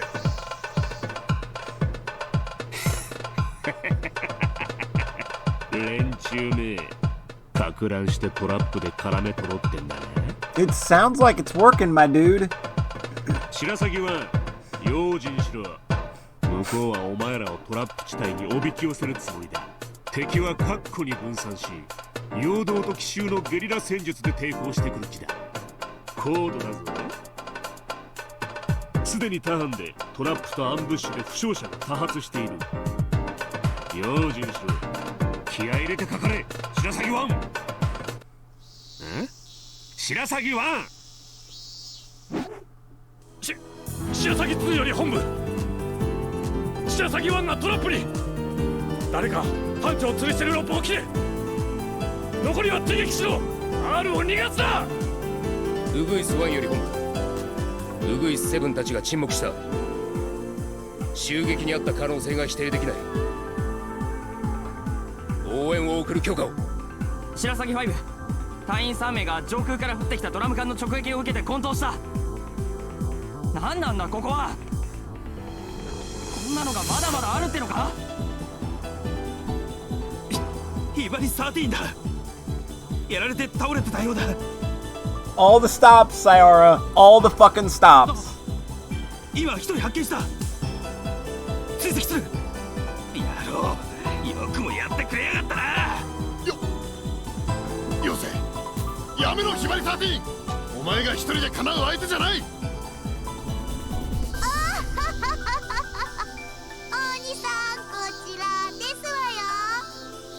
I'm gonna let her have this moment. She deserves it. クソガキが待ちやがれ。 Whoa, hey, Skylark 13 chased Satoko with an enraged snarl on his face, but Satoko ran through the woods effortlessly. Hi there! Small branches scratched his body all over when he continued to chase Satoko. Satoko ran like the wind, and to her, she was simply running in her own backyard. Who would get injured in a place like that? As Skylark 13 ran after her, he passed by many mountain dogs who couldn't even move because of Satoko's traps. The more of his trapped fellows he saw, the more he wasn't sure if the girl he was after was really a girl. She was just something that looked like one. He reached an area where the logs were stacked up in piles. It seemed like the trees in the area were being chopped down. It was a rather strange scene. On his way there, Skylark 13 saw a member from a different unit hanging upside down from a tree, and he also saw feet sticking out of a pitfall. This is where a member whose foot goes tied to the root of a tree with a device that looked like a pair of handcuffs. He reached this area after seeing all of them. He suddenly started sweating all over his body, for Skylark 13 realized that he had been lured into a trap. He had been caught in a snare. She had tricked him. This girl was standing in the middle of the open area, calmly balancing on a stump. She was simply looking at him. Shit, he thought. She's trying to lure me in. ヒバリ13だ。一人を広場みたいなところで追い詰めた。捕まえてやる。捕まえてやる。こちら、ウグイス7。お前の後ろで吊るされてる男だ。そいつは少女じゃない。少女の姿をした悪魔だ。Demon。そいつの後を追えば地獄まで誘い込まれるぞ。本部よりひばり13、それで十分だ。応援を待て。今そこに最寄りの隊員を向かわせている。どうなさいましたの？私を捕まえたければあともう10メートルくらいは歩く必要がございますわよ。 It was only 10 meters. If he walked about 10 meters, he could catch that bratty little girl. How many traps did she set? How many traps did he have to take to walk 10 meters? If he took 10 steps to walk 10 meters, that meant that there would be 10 more chances of stepping on a trap. But it was only 10 steps. He can catch her after taking just 10 steps. そう思いなら、まずは最初の一歩を踏み出してみればいいではございませんか。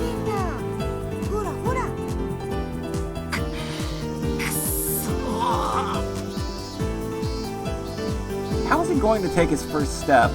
The area with weeds looked suspicious, and the bare ground looked suspicious too. What if he jumped onto a tree stump? No. What if that's what she wanted him to do? Cold sweat was dripping off Skylark 13's body. He only needed to take 10 steps, so why was he so nervous about taking the first one? 切り株だ。オセヒバリ13。さっき根っこで足を縛られてたウグイス8だ。切り株はきっと罠だ。辺りは切り株だらけというのがうさんくさい。聞こえるか、ヒバリ13。物資は危険だ。草むらは踏むな。むき出しの土もやばい。くそだね。どこを踏めばいいんだよ。空を飛んでけってのかよ。まだいらっしゃいませんの？私退屈ですからそろそろ失礼しますわよ。 Gonna let her have this smug as fuck moment. こちらスマキにされて転がっているウグイス9だ。今標的の一人にその頭を蹴られている。 Oh my god. トラップフィールドだと言ってるぞ。その待ち構えてる小娘の最高傑作が設置されているらしい。油断するな。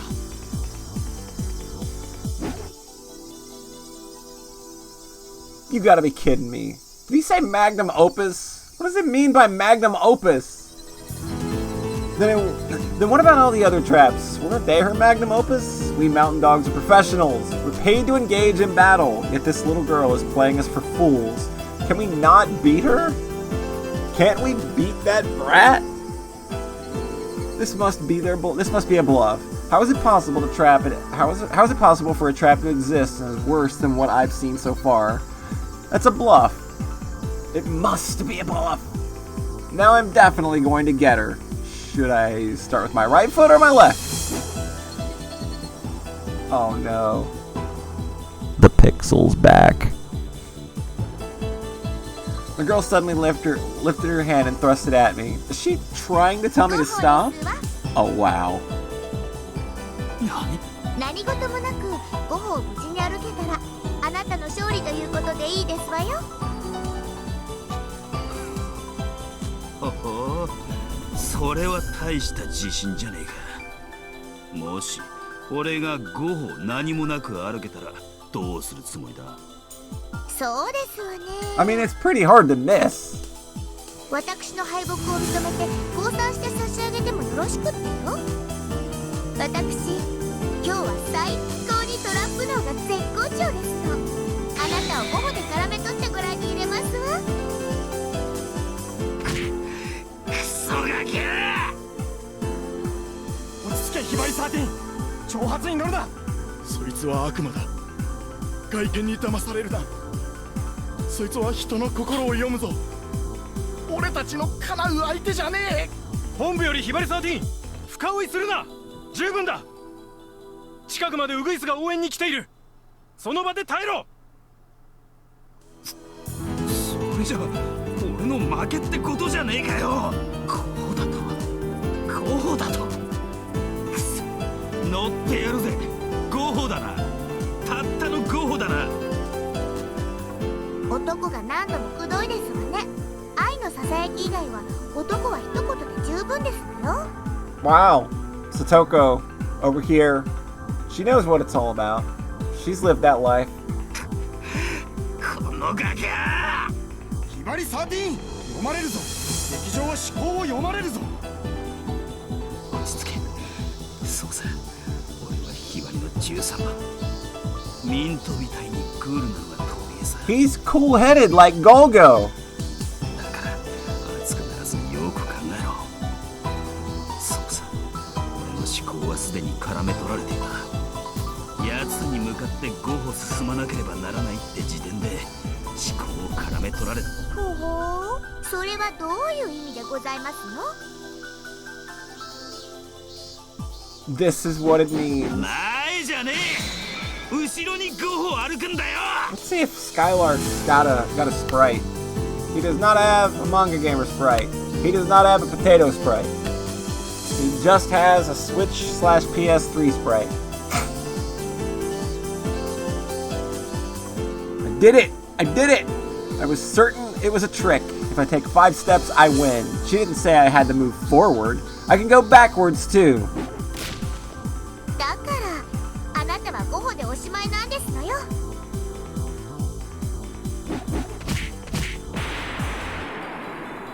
No! We're getting drummed!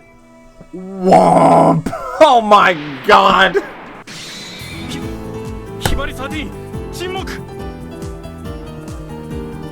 Oh my Christ! Did I just see that? Did that just really happen? Did this man just get fucking barreled? Holy fucking shit.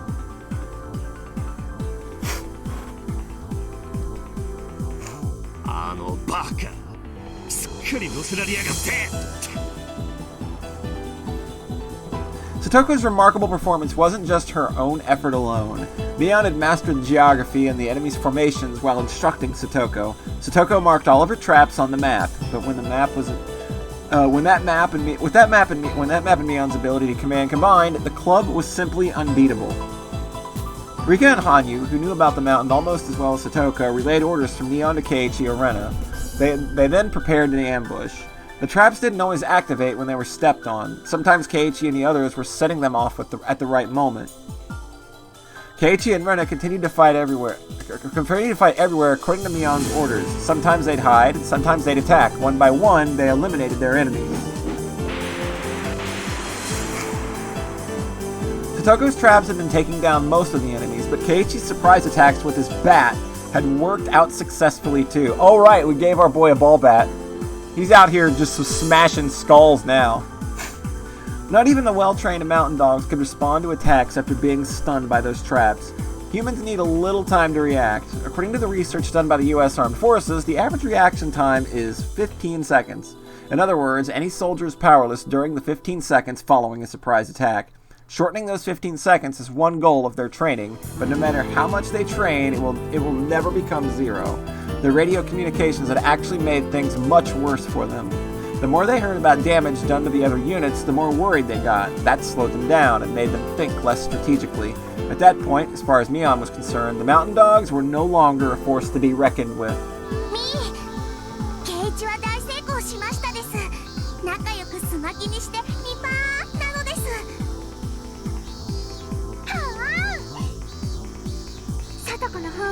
Yeah, he's got some experience. He knows a thing or two about putting a skull into somebody's cranium.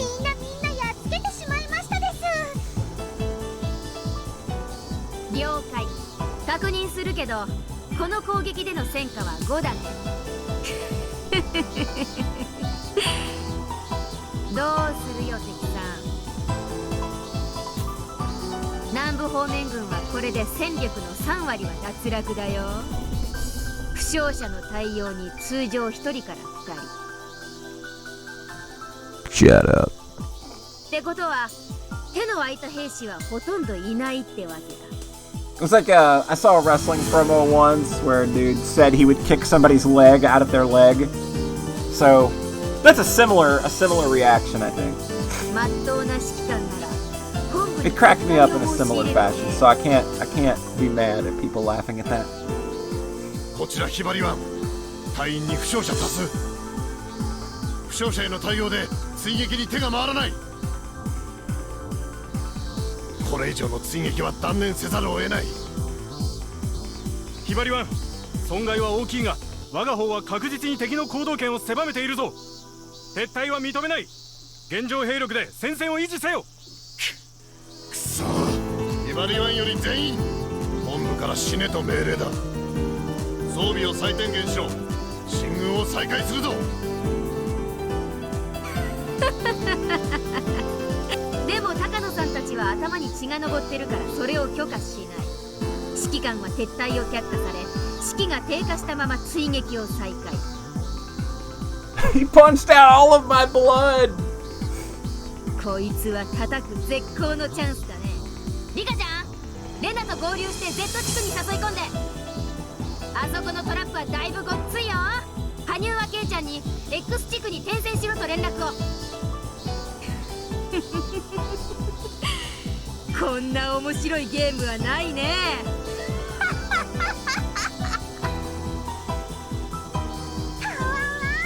ミオンが絶好調なのです。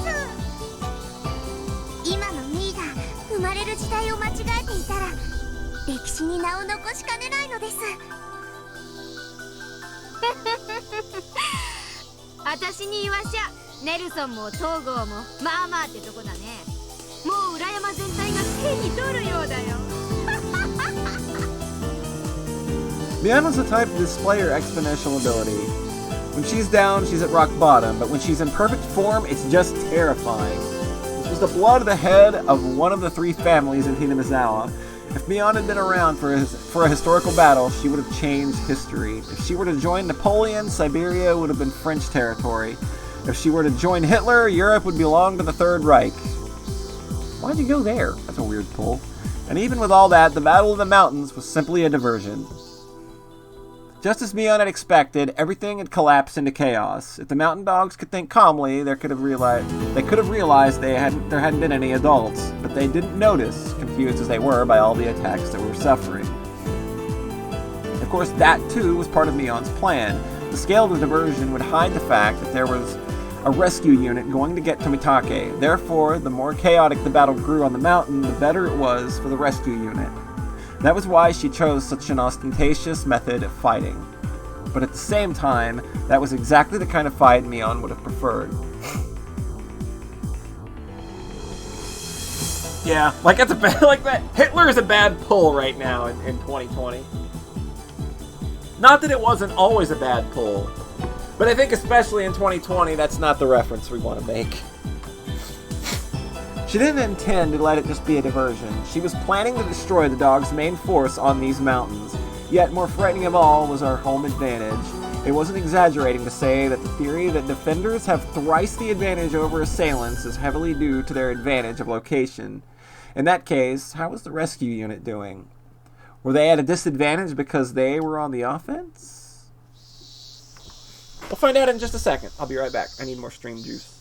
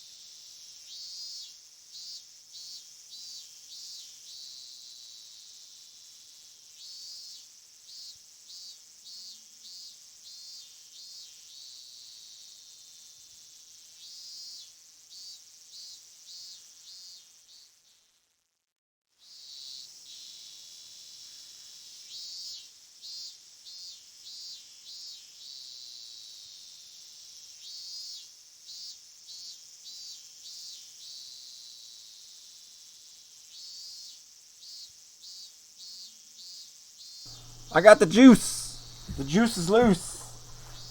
Or something. It goes something like that. I'm sure there's a saying that analogous to that anyway. The 4 rescue unit members, led by EDA, were hiding in a bush next to the clinic. 行きましょう。こちら側をフォローするカメラは故障中ですから大丈夫です。I'm getting butterflies in my stomach because it's just like, oh god, we know what's here. Are we actually going there today? Is this actually going to happen? The moose is loose in this hoose. うわ、怖いね。敵は監視をセキュリティに依存しきってるようです。問題ないでしょう。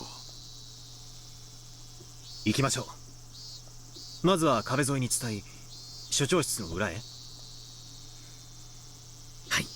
私が出るとき窓は閉めませんでしたから。まだそこから入るとすぐ脇が裏口で、そこには監視カメラと1階保安室があり、今日は地下区画前は厳重に監視カメラで見張られていますので、必ずバレるでしょう。地下に行く前にその1階の2人を制圧しないとね。退路確保は基本でしょ。まずは所長室から入って1階保安室。They moved forward, walking against the wall so that they'd remain in the blind spot of the security cameras. They soon reached the window of the director's office. If any village kids saw them, they'd assume they were playing around, pretending to be spies. Irie was glad that the clinic was closed on Sundays. Irie peeked into the room. It was exactly the same as how he'd left it. The window was open, too. The four of them snuck into the room through the window. Akasaka put his ear against the door of the hallway. Then he signaled to others to let them know that there was nobody on the other side. Since the clinic was closed, the mountain dogs were the only people around. It being Sunday was really fortunate. It was very quiet in the clinic. The chorus of cicadas was the only thing that could be heard. There was a clock on the director's desk. It was almost 11:30 a.m. Shion was surprised to find herself getting hungry, given all that was going on. Kasai and Akasaka checked over their weapons. Irie brought out a book of blueprints from the locked bookcase. The title said, Construction Plan for the Irie Clinic. ここが所長室です。ここが1階保安室。出てすぐそこです。監視カメラはこの赤鉛筆がそうです。1階保安室の制圧自体は難しくなさそうだ。問題は地下ですね。これが地下の研究区画です。ここが入り口。図面では表向きは職員用の2階への階段になっていますが、そして階段で地下へ。よくもこんな大きな地下を作ったものです。地上部分よりもよっぽど広いですね。それは地下こそがこの診療所の真の姿である証拠です。で、これが監督の認証カードでないと入れない扉と。認証カードが封印されて使えなくなってるなんてことは、万一認証カードが使えない場合にゲートの物理的突破は可能？非常に厳重な扉で、証拠隠滅時にはそれを閉じてから内部に注水して封鎖する決まりになっています。ということは機密扉か。この容積を満たす水圧に耐えるということは相当に頑丈だ。ってことは認証カード以外の方法では不可能ってことだね。一般用の認証カードは個別の登録抹消が可能なはずですが、私と高野さんの認証カードは商工用の特別カードと聞いています。登録抹消には各個に設定した8桁のパスワードが必要ですから、事実上彼らには抹消できません。将校自らが不法使用することは想定していないということですね。それでもダメな時は1階保安室の人間に開けさせましょう。保安要員のカードなら将校の次に強力なはずです。素直に協力してくれるとは思えませんが協力しないんならカードと指紋認証用に指を1本ちょんと配設するだけです。 Well, I mean, if we need to go that route. そうしたくはないですね。私のカードで開くことを祈るばかりです。地下のセキュリティルームはどれです？認証カードで入ってすぐ脇のこの部屋です。この部屋には空調もテレビもありますから、基本的に保安の方はそこに全て詰めています。上で2人をやっつければ残りの6人がいるはずです。6人か。一気に制圧しないと難しいね。一瞬で制圧しないとほぼ確実に警報を鳴らされる。先に警報を切断する方法は？ちょっとわかりませんが、予備電源や予備回線があるはずです。現実的じゃないか。セキュリティルームを制圧する方が現実的ですね。保安の連中の武装は？1階の保安は非武装ですが、1階保安室には一応銃が置かれているという話です。地下の保安は全員が拳銃を携帯しています。あとセキュリティルームにはもっと強力な連発式の銃が何丁か置かれていたはずです。屋内での用途から考えて、多分口径の短い機関拳銃のようなものでしょう。長距離での命中率はひどく落ちますが、小回りが利き、近距離では十分な火力を持つ危険なものです。You got a shotgun. That's pretty dangerous at close quarters 地 too. 下で撃ってきた連中 MP5 でしたし、そいつが何丁持ってのはちょいと厄介ですね。でもここを制圧できれば地下は私たちの手に落ちる。監督、サトシ君は？本当は動かしたくないところですが、敵の巣の中に放置はできません。サトシ君も安全なところに移しましょう。私の付き添いも必要です。サトシ君はどの部屋にいるんです？この奥の病室に監禁されています。そこは去年から彼専用の部屋になっています。サトシ君。 The look in Shion's eyes made clear her determination. The security guards who chased after Irie were in the security room on the first floor. They had resumed their game of poker. They knew that the mountain dogs were combing the mountains, and that they were well aware of the institute continued to be in danger. But their job was to stay in that room, and besides, they were working hard on their poker game. Of course, they weren't really concentrating on the game itself. They were still both chatting about the recent card chase, and both seemed proud about what they had done. They were ordered to shoot at the tires, but they wished they could have been ordered to shoot at EDA himself. They definitely would have caught him. They definitely would have caught him then. They talked and laughed at that. When people stopped being on edge, that left them all the more vulnerable. This was a perfect example, and that's why it only took 2 seconds to suppress them. 両手を頭の上へ。 The security guards were professionals. They immediately realized the guns Kasai, Akasaka, and Shion were holding weren't toys. They'd already heard that there was a gunfight in the basement of the Sonozaki residence. The security guards knew they weren't dealing with amateurs. They also knew they wouldn't hesitate to fire. This was why they surrendered so quickly. They had handcuffs on them already, so it was easy for Kasai and the others to restrain them. The security guards had never thought they'd be wearing the cuffs themselves. They had especially never dreamed of being locked up in a toilet. Their hands were cuffed to the pipes behind them as they sat on the toilet seats. Their mouths were stuffed with hand towels and covered with duct tape. Shion, clearly amused, remarked how she always wanted to do this to someone. Kasai couldn't help but laugh. Well, our dear Shion. She's got herself some goals. 問題は地下です。監視カメラで必ず気づかれます。そのカメラはモノクロ？画面は4分割？確かそうだ。よくある防犯カメラの画面です。ってことは解像度は良くないですね。なら私、いい手を思いつきました。Shion's got an idea! シオンさん、捕虜の虐待はあまり良くないのでは？ The mountain dogs weren't only locked in the bathroom, but they had to go through extra humiliation. Radio calls continued to come in from the mountain dogs who were fighting up in the mountains. The security guards listened to them intently over the speakers. From what they could hear, it was obvious the mountain dogs weren't doing well at all. They kept falling into traps, suffering heavy losses, all of which they had never expected. It was clear that the mountain dogs were trapped. But they even started to think that they were being lured into something bigger than a simple military maneuver. The mountain dogs had made a mistake. They assumed the club members went to the mountains to escape from Hinamizawa, but they were wrong. They were simply being lured into their enemy's carefully prepared territory.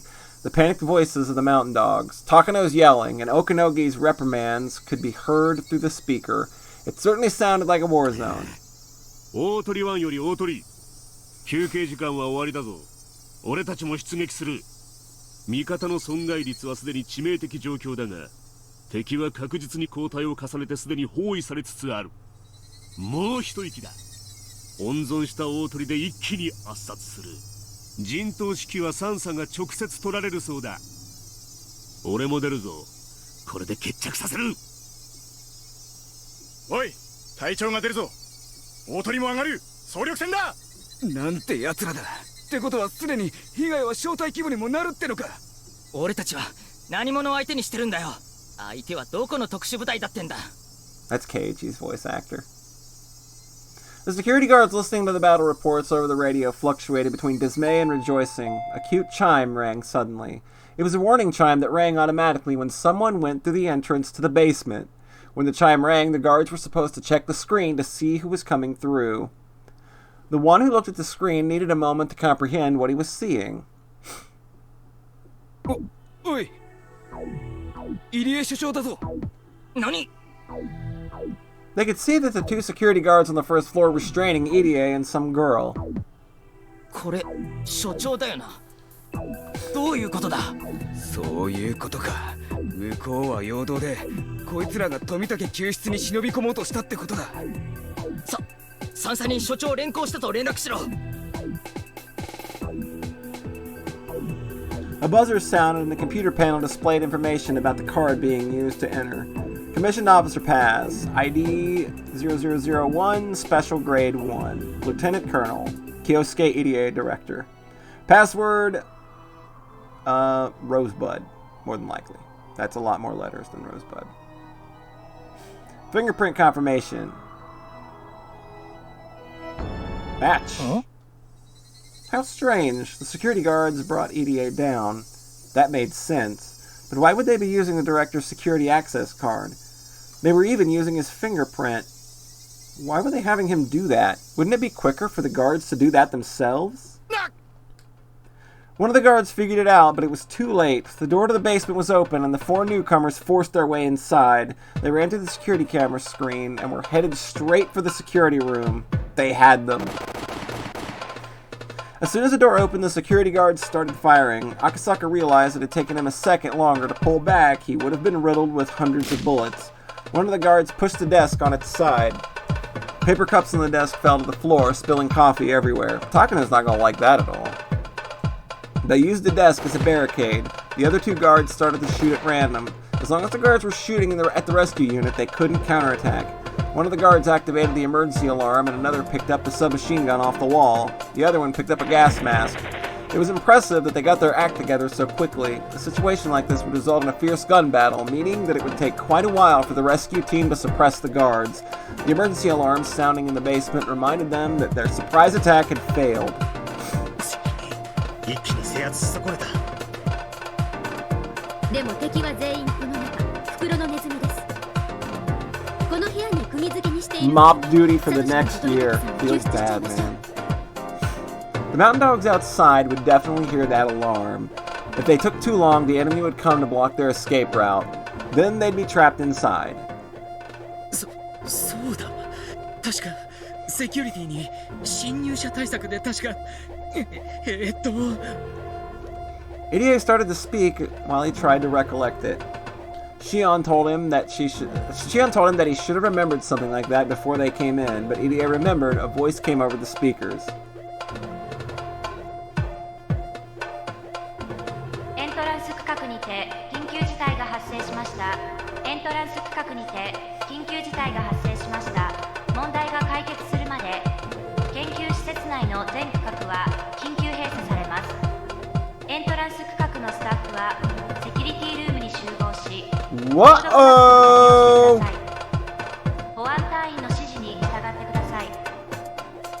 120秒後に研究区画及びエントランス区画には鎮圧用ガスの自動散布が行われます。繰り返します。どうやら2分以内に制圧して警報を解除しないとヤバいことになりそうだな。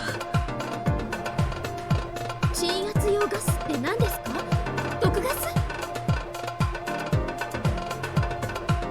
I think it's that. If you inhale a lot of it, it's dangerous, but it's not deadly. It only takes a few seconds to take effect. There are many symptoms, but the most common one is to sneeze for about 30 minutes. Oh, Jesus. Isn't that also called Red Agent? The military used to use it to secure enemy territories. They either had to run out of there immediately or take cover in a security room, but since the area had been sealed off, they couldn't escape. But there were armed guards in the security room, and the rescue unit members even peeked around the corner. They'd be shot mercilessly. ダメだ。これでは狙って撃つなんて到底できない。インドアの基本はグレネードか。くそ、そんなのないって。焦って飛び込めば蜂の巣です。どうすればいいんだ。サトシ君は目前だというのに悔しい。 Shion pressed her forehead against her gun, gritting her teeth in frustration. As Kasai analyzed the situation, he stood up and spoke. 皆さん、私に任せてもらいましょう。Don't go being a hero, man. We've come too far for anyone to fuck up at this point.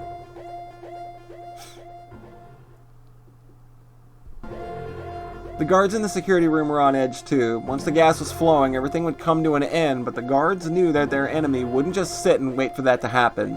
They'd come rushing in regardless of the counterattack they'd face. Although the guards would still have the upper hand, it would be a point-blank gunfight. They wouldn't come out of it unscathed, therefore the deadline approached, their decision increased. The guards never even considered that the door open would be shut again. They fired at the door, leaving many shell holes inside of it. After that, it all went quiet. What were they thinking? There was nowhere to hide. The gas was about to be released. Why did they close the door? For what reason did they do that? Then there was a loud explosion, punched a hole through the door the size of a fist, because the man's got a fucking shotgun. Not only the door, but the wall in the security room had a similar hole.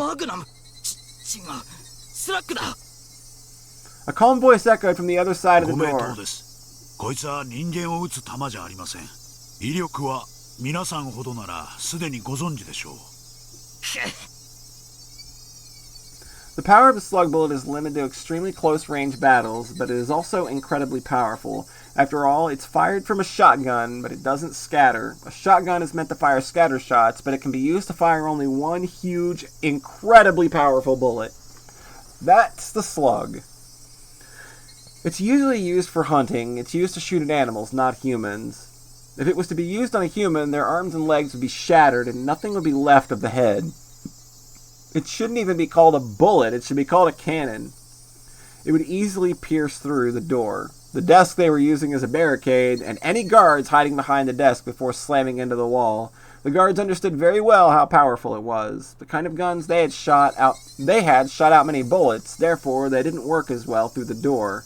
But their enemies didn't care about the door at all. Their weapons could easily pierce through anything. Hiding behind a desk didn't mean anything. あなた方を粉々にできることがご理解できたはずです。死にたくなかったら警報を切っていただきましょう。落ち着け。もうじきガスが出る。それまでの辛抱だ。It's okay, Keiichi. Calm down. その前に皆さんが内臓をぶちまけることになるとはお考えが至りませんか。Guys, I wouldn't test this man. Kasai's voice was extremely intimidating. Only one who truly understood the power of a shotgun could talk that way. 5秒でケツを取ります。5つ数えて警報が切れなければ覚悟していただきます。どうする？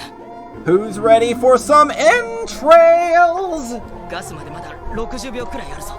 畜生。焦るな。向こうだってビビってるんだ。飲まれるんじゃねえ。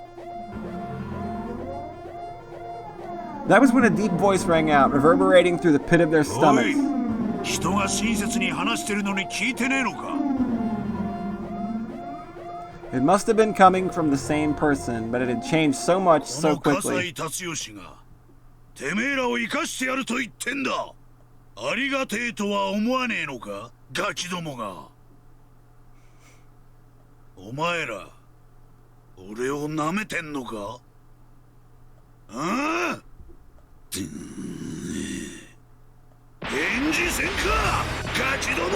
Oh man. Oh man, we have yet to experience the full iron and fury of one Tatsuyoshi Kasai. A roar and an explosion sounded at the same time. The upper half of the door disappeared. Numerous lead balls bounced around the room, breaking the lights and ricocheting off the walls. Shattered glass fell onto the floor. The shotgun had turned the security room into hell.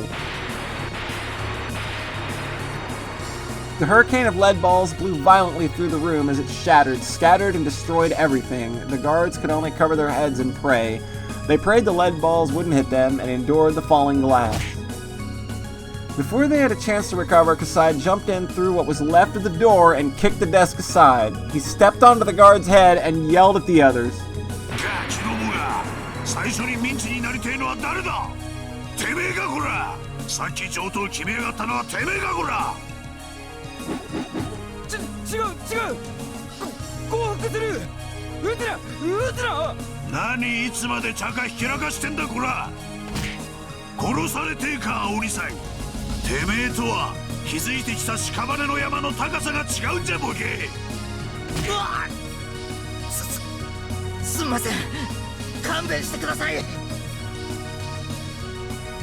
They dropped their guns voluntarily and got on the floor with their hands on their heads. Even Shion couldn't believe what just happened. There were several of them, and all had been amply armed. Kasai had a weapon too, but it was his presence that defeated them. Even the mountain dogs couldn't equal what Kasai once had to go through.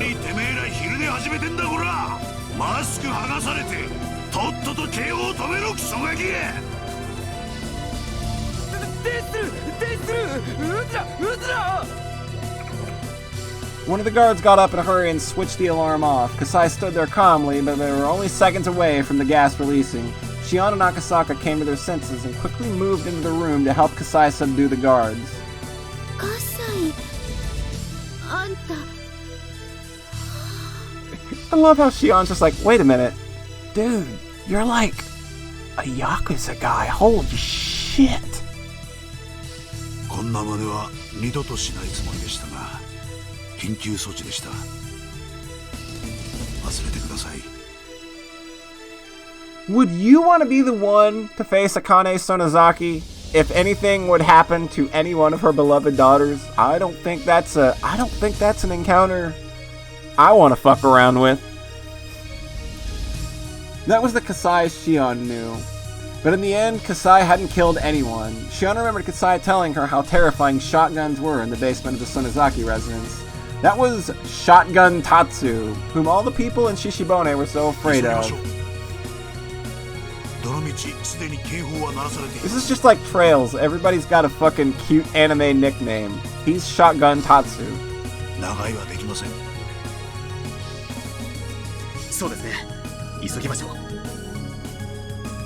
Akasaka and Kasai pulled out the guards' handcuffs and restrained them.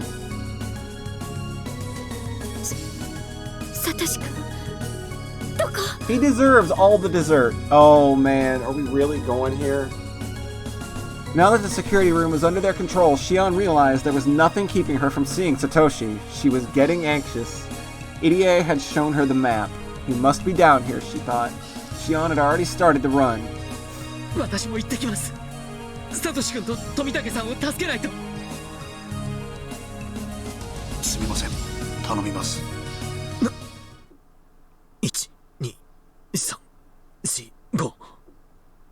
Akasaka felt a chill running down his spine. Irie said there were 6 security guards.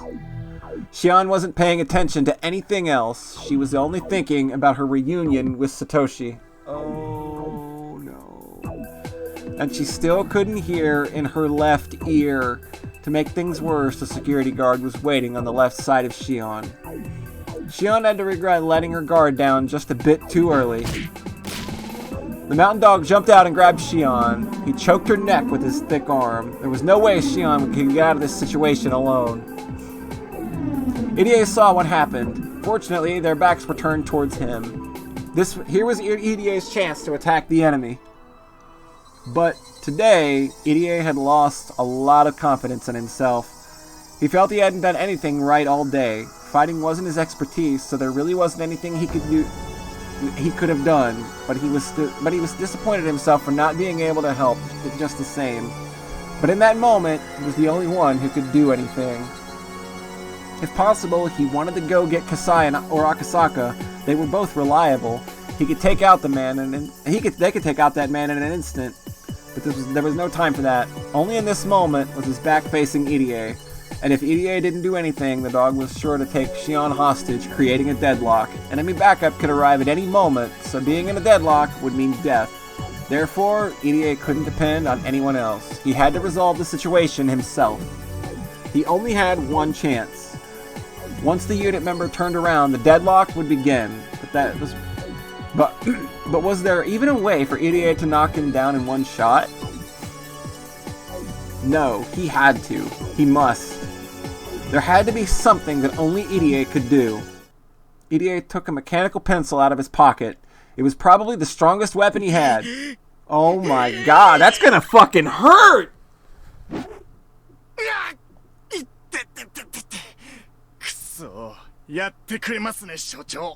Irie stabbed the man's neck with his mechanical pencil, but it only scratched him a little. What was he thinking?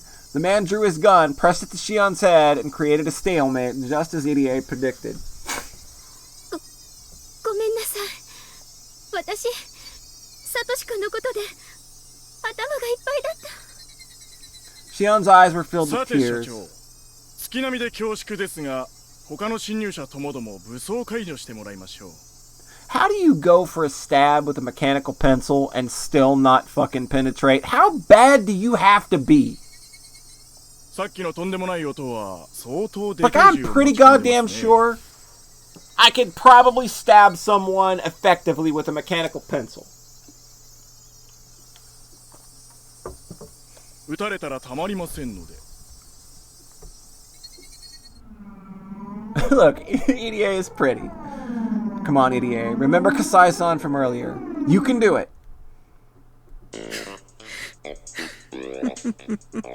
What are you doing? Why is this music playing? 笑わせます。この入江機関も、そして研究区画で、この入江京介に取引などできるつもりですか。これは高野さんが開発したシャーペン型の技術。Oh my god! He's gonna bluff his way out of this? Is he gonna cagey this? 薬物については説明が必要ですか。なんだと If a regular person had said that, it wouldn't have worked, but Irie was wearing his white coat and the basement was his territory. What he just said sounded very believable. He wanted to believe that Irie was lying, but he started to feel an itch on the back of his neck. H178 は高野さんが生み出した170番台の最高傑作。This fucking Scooby-Doo ass story! 妄想、頭痛、鼻水、鼻詰まり、お通じの普通、各治療法はただ一つ。1分以内、この解毒剤の注射を受けることのみです。嘘だ。そんなのあるはずね。すでに30秒の経過です。そろそろ心臓を経由して全身に回り始めてくるのです。全身のリンパ腺にかゆみは出ません。寝るときにいびきやおならが出ませんか。 Do you snore or fart when you sleep? I'm just curious.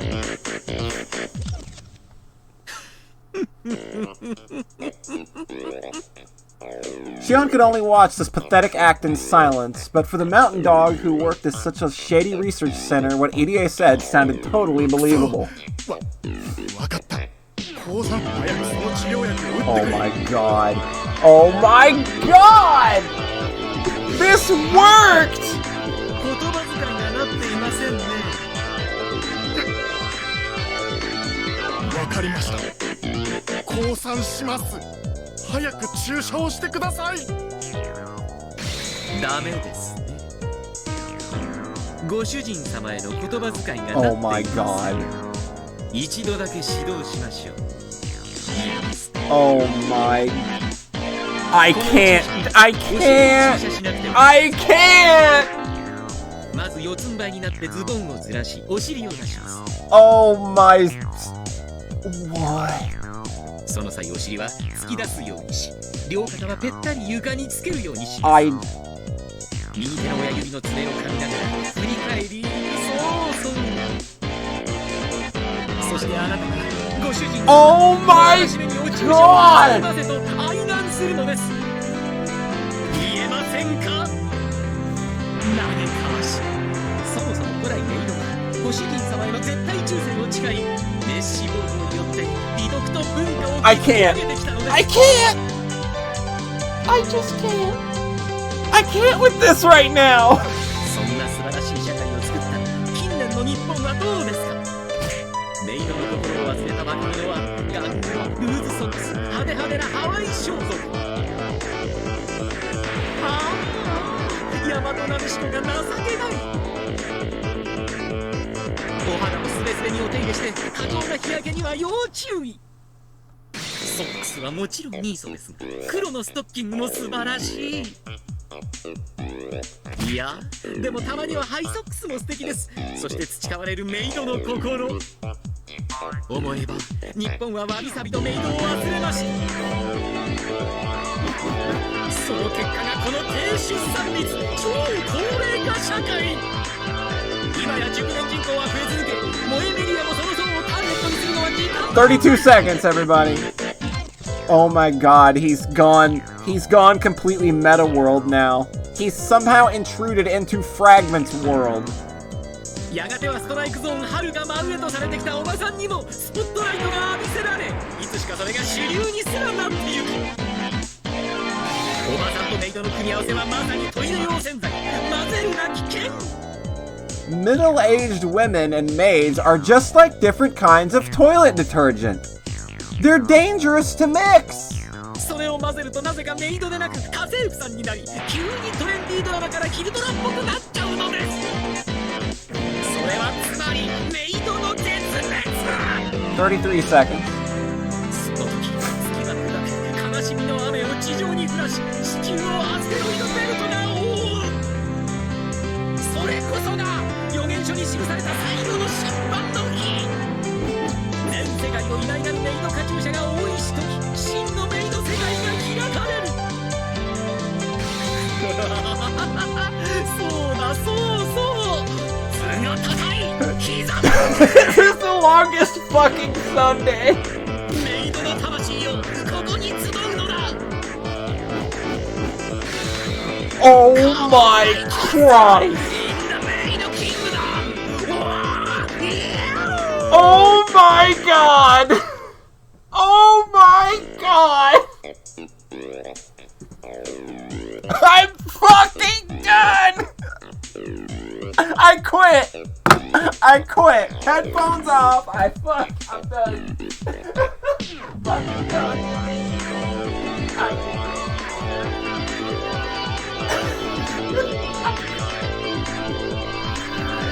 Oh, Jesus fucking Christ. What am I even looking at? Oh my god. What? Oh, jeez.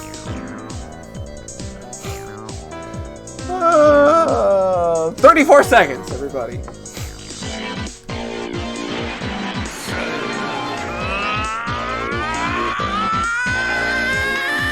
Yeah, Guardman is just still there in the floor, ass up in the air. He was carrying these sunglasses. Oh my god! Oh my god! Oh my god! What is even happening? What is happening?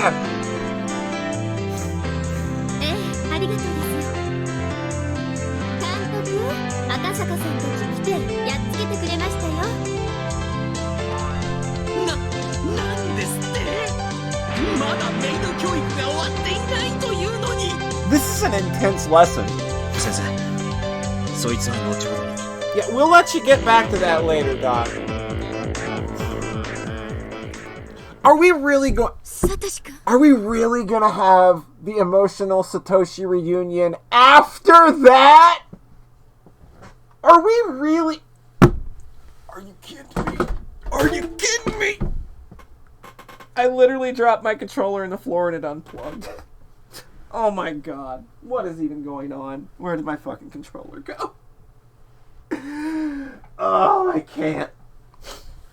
Oh, sweet merciful. What the fuck? What is this? What even is Higurashi? There we go. Alright, we're back. Okay, it's not going to read the controller anymore.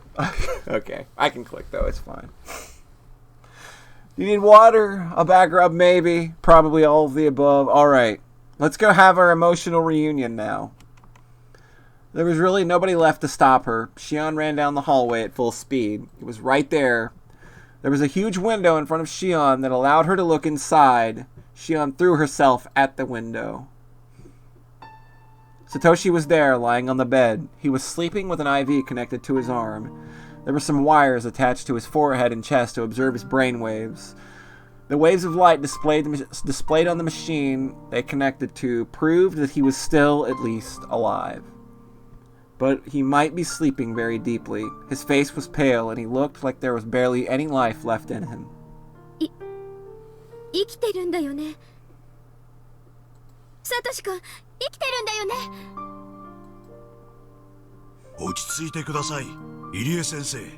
早く彼を。Irie brought in a stretcher to load Satoshi onto. Kasai opened it up. 早くサトシ君を、サトシ君を。シオンさん、彼を出す前に一つだけどうしても約束してほしいことがあります。 Don't tell Satoko. Is that what we're gonna do? He doesn't want her to know yet. Irie gave Shion a condition.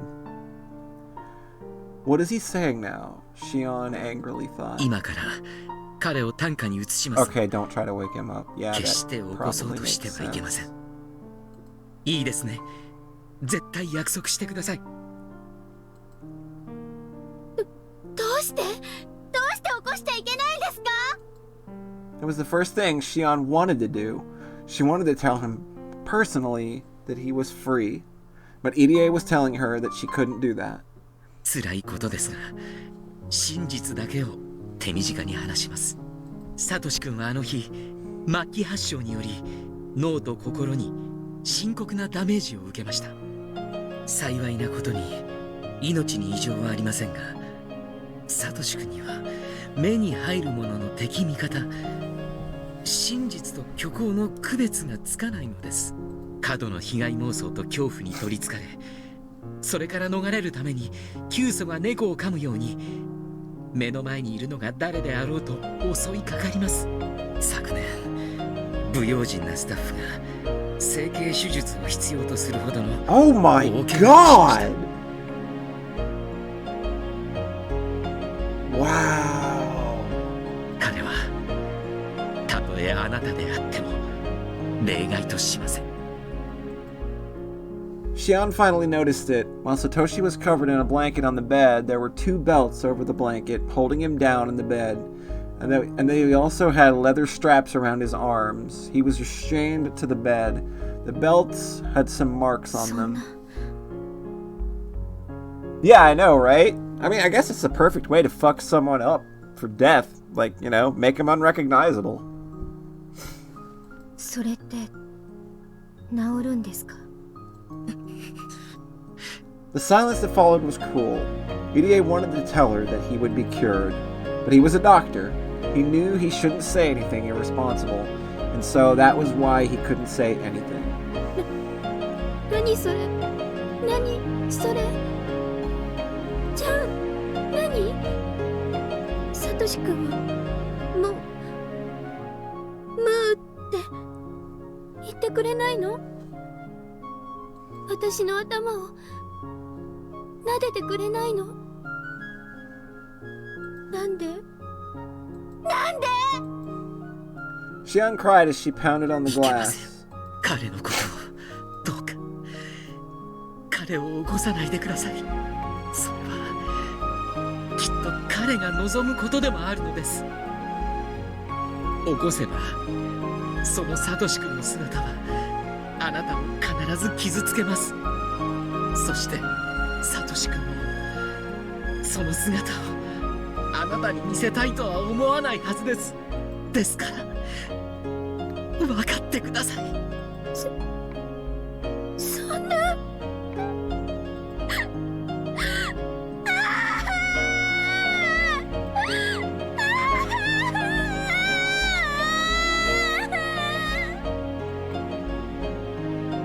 Shion slid down the window and hit the floor, crying uncontrollably. She scratched the floor. The sad reunion and her anger made her claw at the tiles. If Satoshi's smile was there under the floor, Shion would scratch until all of her nails were gone. But Satoshi wasn't under the floor, he was right there. He was sleeping on the bed, and he wasn't supposed to be woken up. ですが、決して悪い話だけではないのです。微弱ですが、この1年、脳波の傾向に回復の兆しが見られるんです。人間の体は弱くありません。それは脳も同じです。脳に致命的損傷を負った人が奇跡的に回復を遂げたという報告は世界中にあります。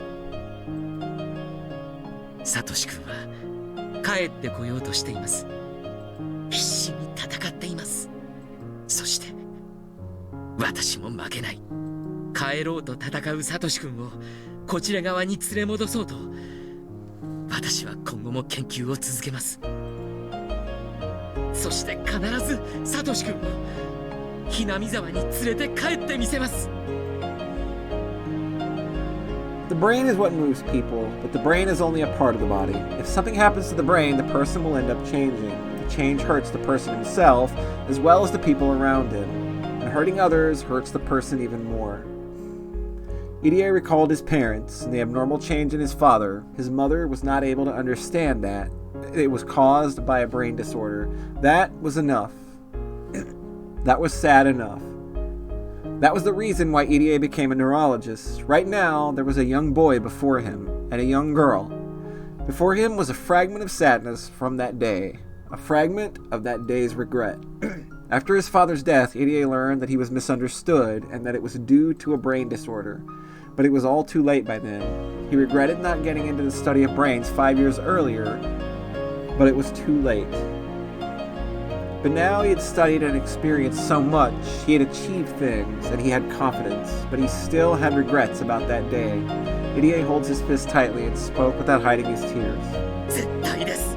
命をかけてもいい。私は絶対にサトシ君をひなみ沢へ連れ帰ります。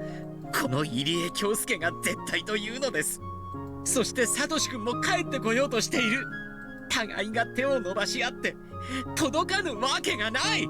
だからシオンさん、私を信じてその日まで待ってください。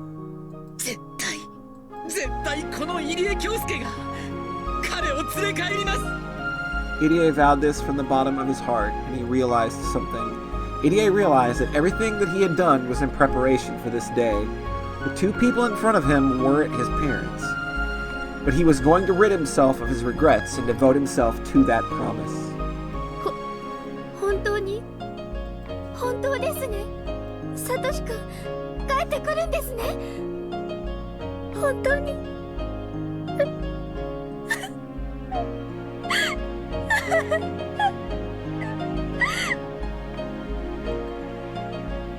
絶対です。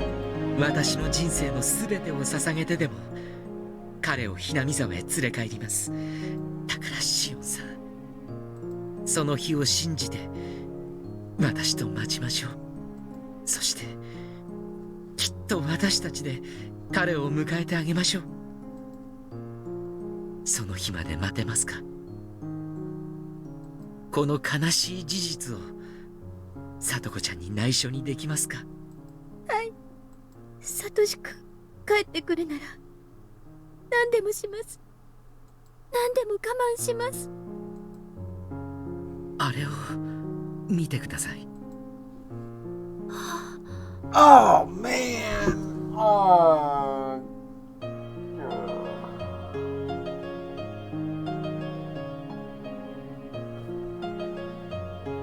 Okay. Fuck.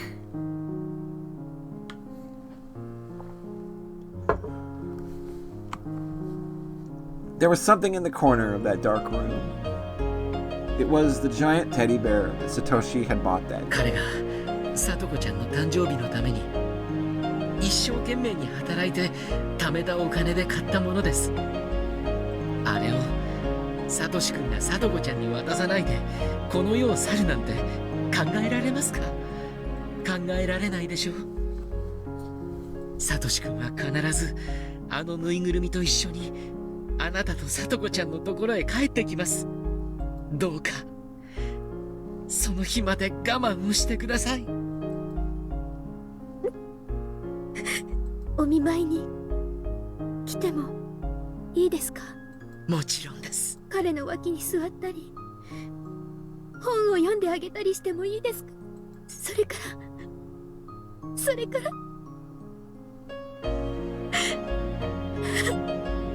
いいですよ、きっと彼も喜ぶでしょう。Shion started to cry again.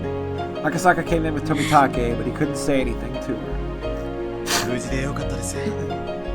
あなたに番犬を呼んでもらえれば全ては解決できます。実はそうもいかないのです。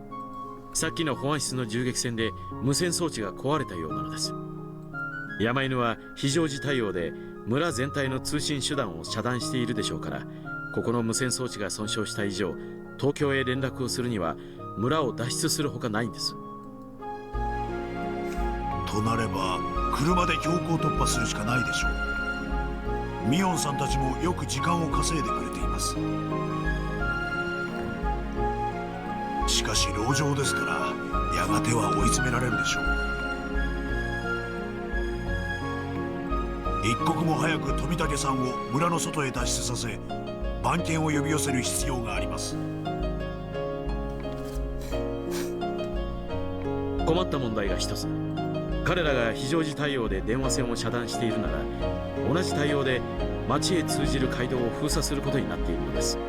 車両突破を防ぐため、彼らには歩兵が携帯する対戦車榴弾砲が一つ与えられているはずです。Well then! RPG-7 ですか。戦車を想定していないでしょうから弾頭は榴弾でしょうが、直撃しなくても車がひっくり返るかもしれません。 Sounds like the action movie is not over yet. 相当厄介な相手です。しかし街道を車で突破しなかったら無駄な時間がかかりすぎる。迂回などしていたら日が暮れます。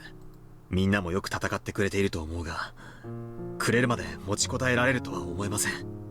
急がないと危険です。もたもたしてる暇はないです。何が何でも富武のおじさまを沖宮に大至急。監督はサトシ君と安全な場所へ。とにかく大至急出ましょう。ここに敵が殺到するのも時間の問題です。Shion's eyes were swollen from crying, but she had calmed down. Satoshi's safety depended on their victory. They had to win this for his sake, too. Although it is a very sad situation, Satoshi was alive, and he would be back someday. Shion understood that, but yet more tears poured from her eyes. Sis, everyone, thank you. We've succeeded over here. And that is where I leave us tonight. I hope you've enjoyed. And I hope that you're ready.